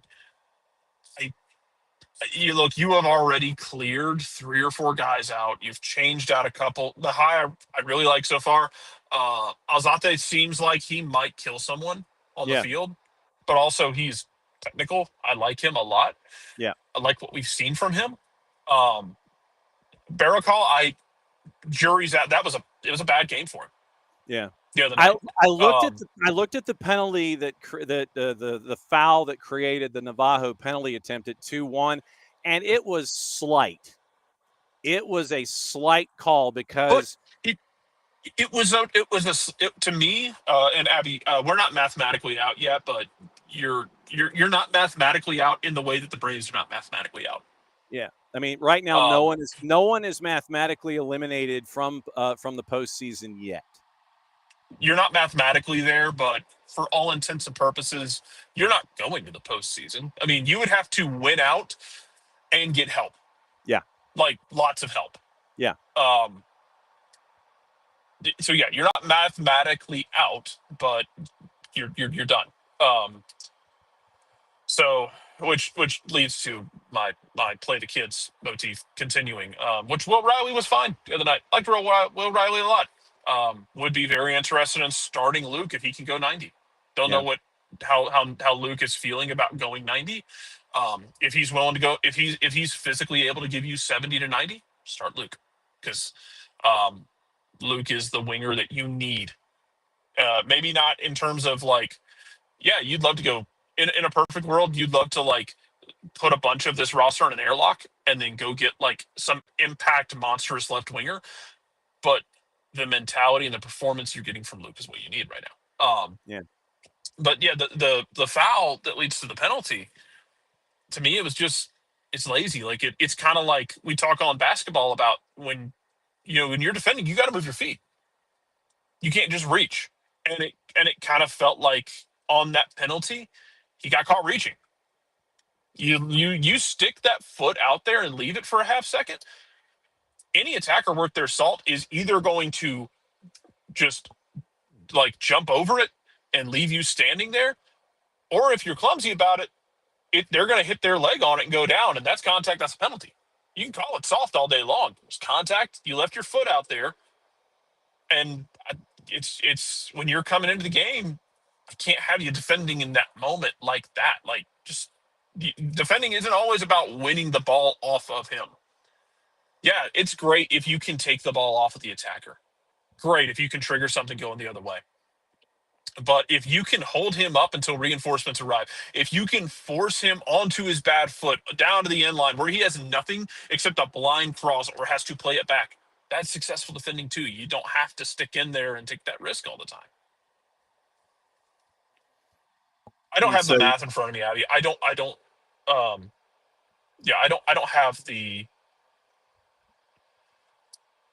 have the math on how much how much help you need. Yeah, Luke's got 90 for the twos. That's a different animal though. Like Atlanta, like MLS Next Pro and MLS are they're two wildly different animals. Asked way too many of those kids to the point of exhaustion, asking them about, hey, how you feeling? Playing even 45 minutes at MLS will take more out of them than playing 90 at MLS Next Pro. And it's not a knock on Next Pro, but MLS is a step up in terms of intensity, physicality, speed, the time you have on the ball, the movement you have to make off the ball, the way you're getting jostled around. It's just a different animal. And that's just unfortunately the nature of it. Luke will get there if he can give me 90, by all means, go for it, son. But 90 in the twos is just different from 90 in the first team. Just the physicality and the beating you take, and also the mental focus you have to have the entire time. Yep. Right now, Atlanta If United. he can give me 55 or 60, yes, Yeah, I would yeah, do it. yeah. Yeah. If he can give me 55 or 60, yeah, I'm starting Luke because of what he's given me. Somebody's got to And do something in the attack because right now the $40 million you spend on guys is not. Alexei Miranchuk is like dragging your attack forward, creating space, and then repeatedly just basically taking target practice on beautiful goals the last month. And God bless Alexei, because where would you be without him doing that? mhm. Very easily could have had a couple secondary assists the other night. Like he played a couple balls that were just downright filthy. And then you That had the late guys shot. either, You had the late shot off the bar too. yeah, like where he's playing guys into a dangerous spot, and either you're getting the hilarious block of an own goal, which actually I believe was Miranchuk who blocked it, but that one's weird because he and Tristan are like both making that run to be there, and it's just like peak 2025 for you, where Yeah. it's like everyone's trying to do the right thing at the same time. Um, Also, finally, someone made a back post run. God forbid. And it's just he had a couple more where it's like he'll play a guy into space, and then all it takes is one good ball and a finish, and the one good ball isn't there. But otherwise, your striker looks like his confidence is shot, and he is just lashing at everything, or not showing that killer instinct. Right winger has dribbled into as much trouble as he's dribbled out of. And right now, it's Luke when he comes on, it's Miranchuk when he's on the field, and Bartosz Slisz trying to make things happen in the midfield. Like the other night in Colorado, like at one point in the first half, he splits a double team, dribbles past another guy, and just starts charging into the attack. And then, as I have said before, John, the thing that fascinates me about this team, the bravery they'll show in build-up play doesn't exist in the final third. And I don't know why. It also pisses off Ronnie Diallo to no end. If you ask him about it, you can see his face just like start seething, um, because he wants them to be more brave in the final third, like play that kind of risky ball over the top, take somebody on 1v1. It's just like they don't. And I don't know, man. Yeah. I mean, it's a lot of universal questions and frustrations, basically. So, Yeah, it uh, is. we'll It was, see. it Yeah, was we'll see just a where we're at. disappointing night. So, Oh, no good. doubt. Right now, Atlanta United 8 matches to go, and at 22 points, if they max out, it's 8 and 3 is 24. 46 points is the max for Atlanta United right now, and Chicago is at 39. So there is, and if you win the rest of your games, you're at 12 wins on the season, and so that would put you ahead of Chicago. But like I said, literally, there's 7 points. There's 7 points of wiggle room if you win all your matches and you get all the help. Considering that there are 3 teams above you, and one of them is at 39 points, and that's Red Bull. So that's what you're staring at when it comes to Atlanta United and the stretch run with these 8 to go, and it starts with Toronto on the weekend. So that's Kids, show me something, and this is an audition, man. Like, mhm. to your point, this last 8 games, these are auditions for people. Show me you have something to contribute here. Because yeah, it's a lost year, and it's like every year in every sport, you're gonna have in every season, you're gonna have that one team who had super high preseason expectations, and then they just fell on their face into a bucket full of piranhas. And that was Atlanta this year. Like, no bones about it. They had high expectations and they flopped. Mm-hmm. It happens. What matters now is you can't do anything about that. You can't really do anything about it. You just have to figure out who you're taking to the dance next year.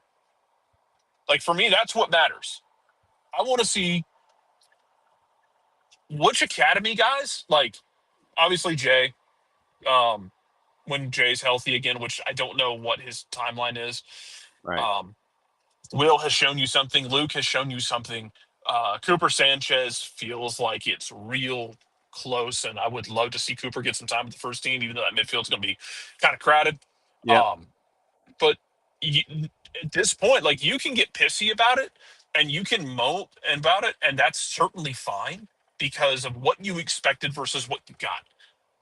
But the guys in the room have to look at it and go, that sucks, but we have 8 games left to figure out who belongs here when we rebuild this, because you're going to spend some money in the offseason somewhere. Right. However you do it, I don't know what that looks like. You're going to spend some money somewhere, but they have to figure out who's going to be a part of that going forward. And they've moved a bunch of guys out already. Might be more. We've gone over the pending free agents and options you have coming up. Like, you got decisions to make, and guys have decisions to make as players about how seriously they want to be a part of this project. And they got to show something. The staff has to show something. Yeah, man, it's not any fun for anybody. It's not any fun for the fans. It's not any fun. I promise it's not fun for the staff. I mean, I promise you, like, Chris Henderson's like seething and throwing things because, he and Garth came in here with the idea of, we've done really well with a smaller budget. Now we get to shop in the big aisle and we get to try and create a monster. And the monster didn't get created. Right. Like, no one's happy about it. No one's enjoying it.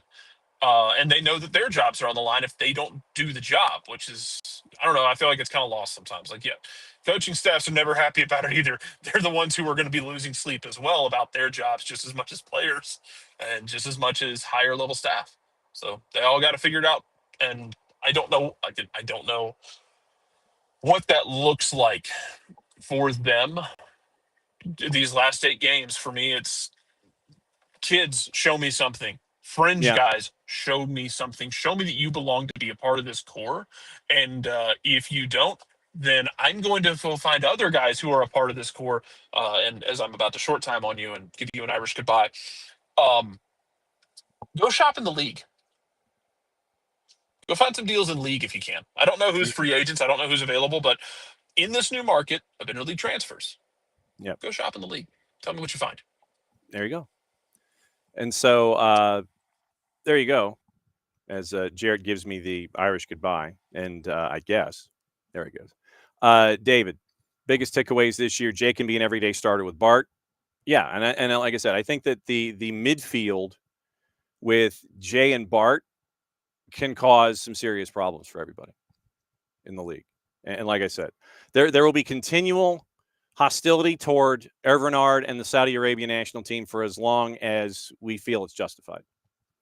Because I think that the midfield approach could have been a lot different or even more solidified with Jay there with Bart. And then that's one of the questions that you don't have to chase after and trying to figure out, okay, what's your depth look like? Who are we going to do to plug in? What are we going to do to plug in this situation? But no, I think that Jay's injury really did hurt the development of the midfield this year. I'm not talking points and wins and losses and anything, because I can't, I don't want to lay that out. But I think that Jay's development has been to the point to where he and Bart, I think it would be safe to say that you could pencil in Jay and Bart as 2 of your 3 and or as your 2 in front of the 4 next year in the midfield. Edwards and Ronald, good and flexible enough, right? Right back, center back. And so I don't think that you're going to have any disagreement there about Matt Edwards and Ronald Hernandez. And with Matt specifically, and it's a point, it's a point that we made, and it's a point about the younger guys that we made earlier this season when it comes to the getting in people's faces and defending your teammate. And that has been one of the things that has stuck with me all season long, still does to this day. Where if you have, and we saw this from Ronald a couple weeks ago, the last home match, Miggy gets knocked down, Ronald goes over, and Ronald eventually gets a receipt. I need to see more of that. We did see it with Matt and Jay earlier this year. I think Brad got trucked in a match. And the first two guys that went over to get in people's faces for the opposition were Matt and Jay. They weren't taking it. They weren't having any of it. That to me is one of the things that I have been looking for. It's like, tell me who's going to stick up for my teammate instead of, oh, he's fouled. Okay, let's move on. That to me is one of my larger sticking points. Give me somebody who's going to get in somebody's face and push somebody around and say that this is unacceptable. Because when somebody tries to have an opening statement like that, then I want someone to challenge in return.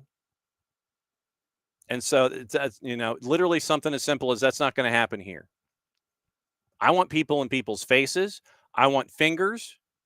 I want receipts. If you can risk a yellow card. Yes, Derek, X-Dog, absolutely true. It is the X-Dog discussion. And that's what I'm looking for. Give me folks with an X-Dog. And I know that 9 times out of 10, that X-Dog's coming from the younger players. Oh, and look, Wiley, as soon as Parkey and LGP and Big Red, they retire, I know that you're looking for that next guy to have that kind of sandpaper in him. I want players that, in addition to who they are tactically, mentally, physically, I would like players who aren't going to take any ish from anybody, especially if you come into my barn and you're going to try and push me around. I want folks that are going to come in there and go, I want that as an unacceptable behavior. You think that that's going to happen here? It's not. I enjoyed in Montreal, and like I said, I think that you're looking at it with Alzate, the early returns there.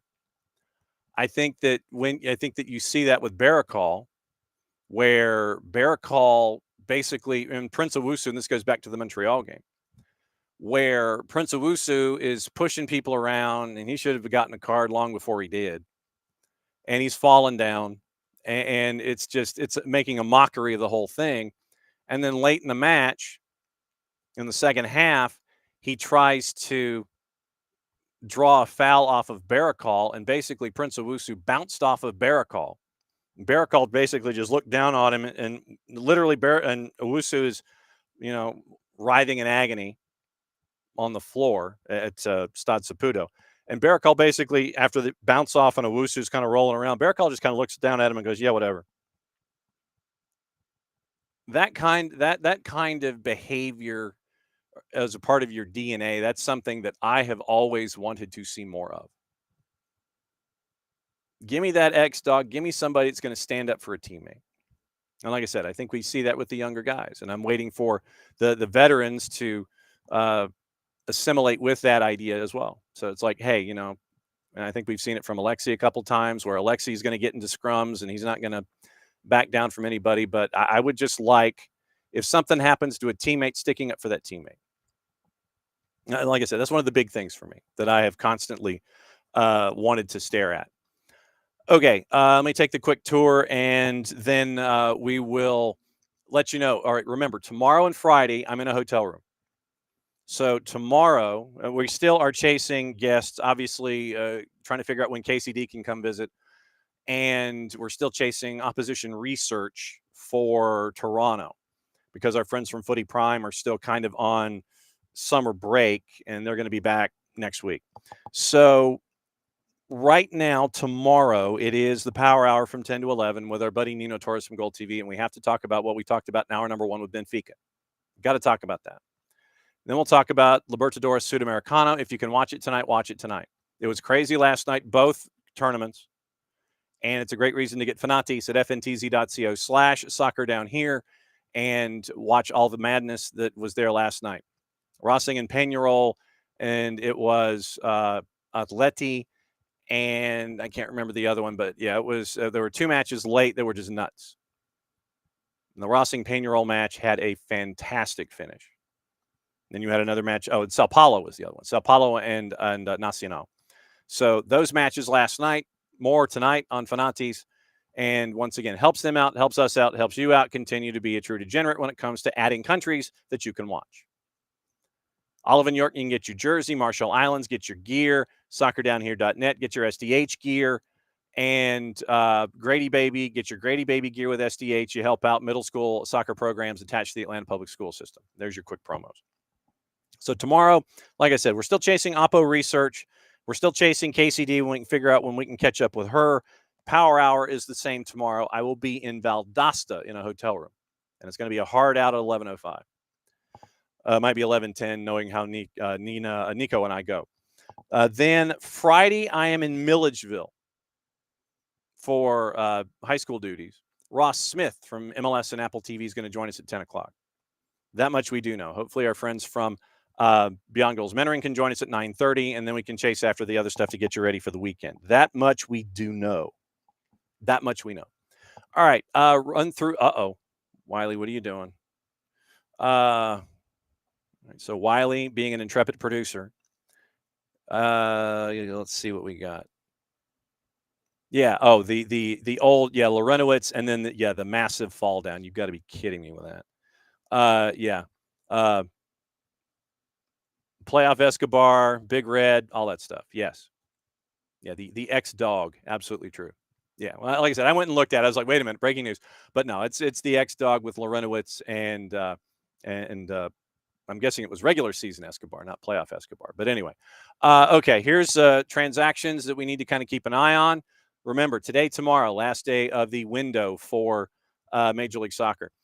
Tommy Scoops, Rapids finalizing a deal for Paxton Aronson. Club record $7 million fee, $1.5 million in add-on. So they're basically taking the money that they got for Georgi Mihailovic and flipping it for Paxton Aronson.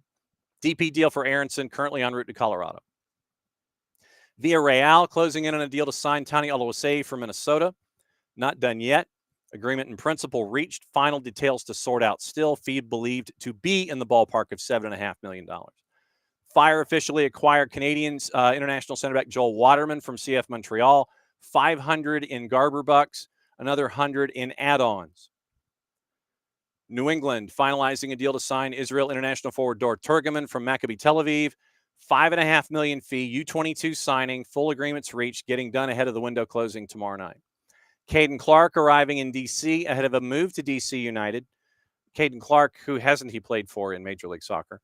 Clark didn't ask to leave Montreal, was focused on Europe for the next move, according to Bogert, but Rene Weiler wanted Clark. D.C. got the trade done. There was a German club interested, but the offer and approach was never made. Could be back in January. D.C. once again, agreement in principle. Cash trade of around $700,000.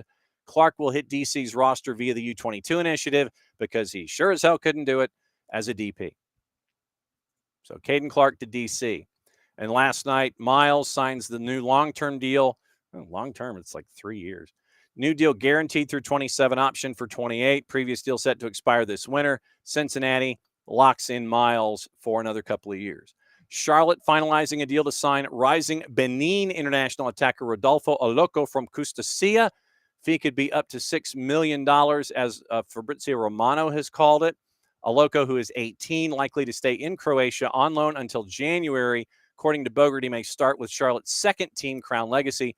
Obviously, will be in the first team plans soon, especially if you're dropping 6 large on an 18-year-old from Benin who is playing in Europe.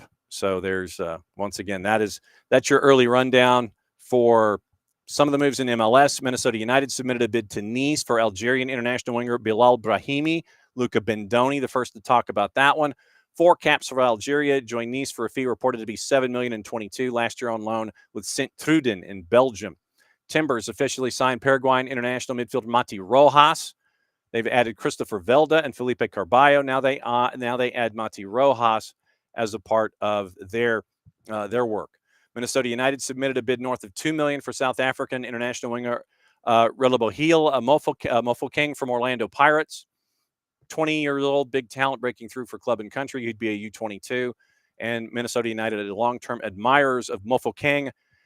Relebohile Mofokeng, Orlando Pirates, possibly to Minnesota United. So I'm trying to see if there's anybody else. Carlos Terran with the Fire to Atletico Paranaense. We mentioned the Joel Waterman deal as well. Minnesota United once again nearing a deal on Dominic Fitz. That has not progressed from Austria Vienna. 13 and 16 last year, already with 4 and 5 in 600 minutes. Don't know what his roster designation could be. Now, Ben Jacobs, we'll go through the international stuff here and let you know what's going on this morning. And let's see, Alexander Isak hints at the lack of a new contract 12 months ago as being as key in his desire to leave Newcastle.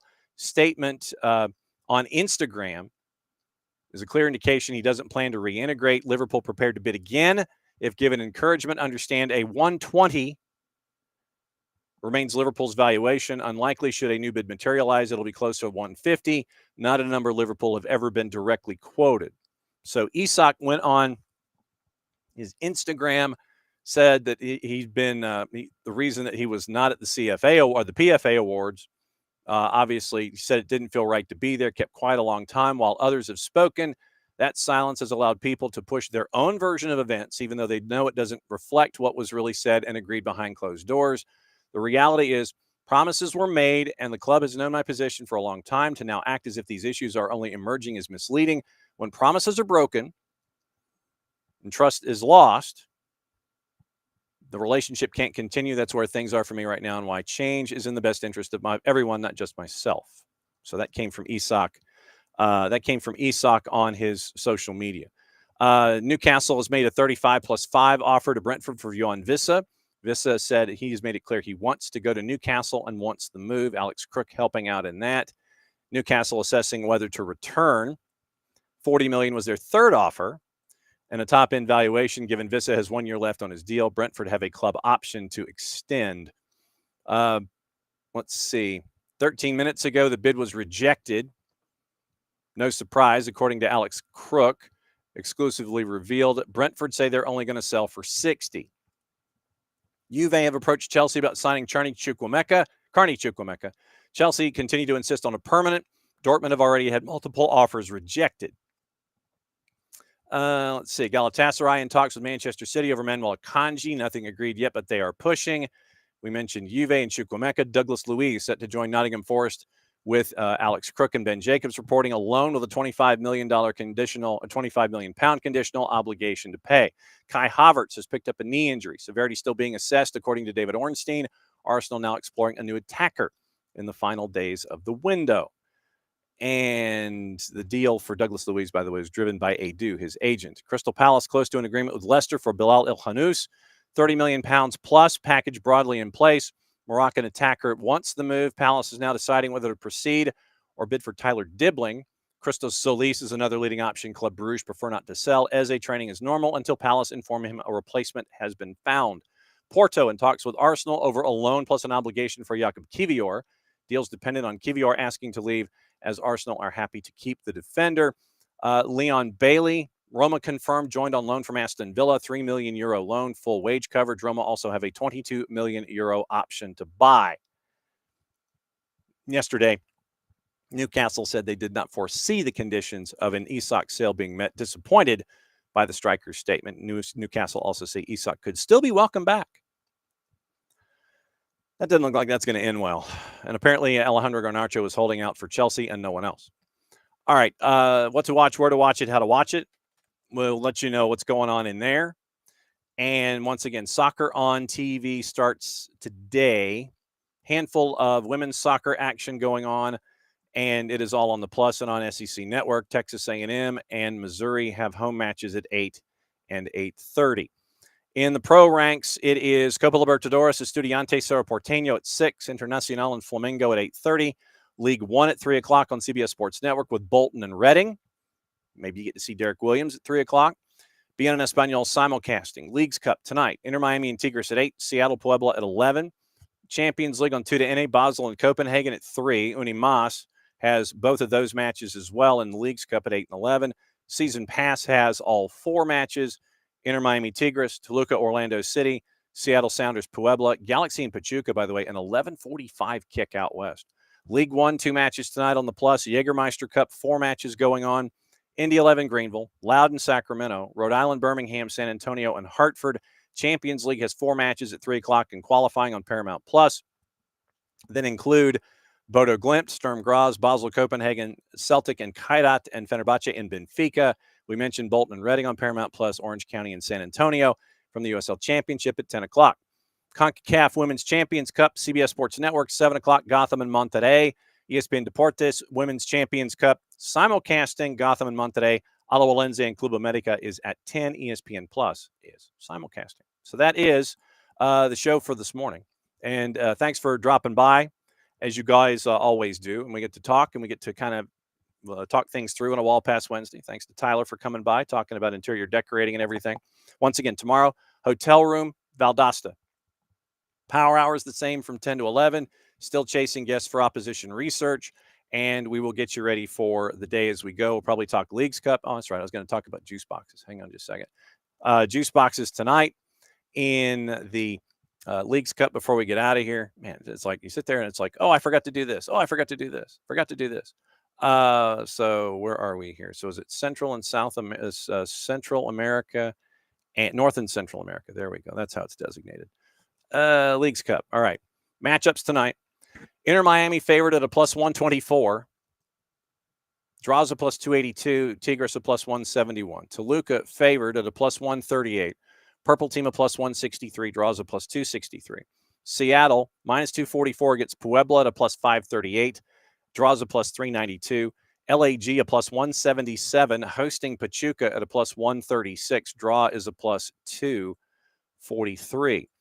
The venues for tonight, because once again, you have teams that are higher ranked. It is the Erector set for Messi and Friends and Tigres. It is a Dignity Health Sports Park doubleheader in Carson. That's why it's an 11:45 kick. So LAG and Pachuca is the nightcap of a doubleheader at Dignity Health Sports Park. Toluca hosting the Purple team in Carson. First game of a doubleheader. What do you think that turf's going to be looking like for game number 2? By 11:45 Eastern time. So, Erector set, Carson, Lumen, Carson. That's your quarterfinals in the Leagues Cup tonight. So keep an eye on that. We'll talk about all that tomorrow. We'll talk about all the things tomorrow, last day of the transfer window, and all of that stuff going on. So thanks to all of you guys. Thanks to Tyler for dropping by, and hotel room tomorrow. And we will catch up then for everything else as we get you ready for the remainder of the week when it comes to everything going on here in the world of soccer here on SDH AM. For Jarrett, for Jason, for Maddie, for Sophia, for Nick, I'm just John. Thanks for dropping by for another go round of SDH AM. Play it safe, everybody. Much applause, y'all. Since it is the end of the show, that means we get to do this. Back at it again in less than 22.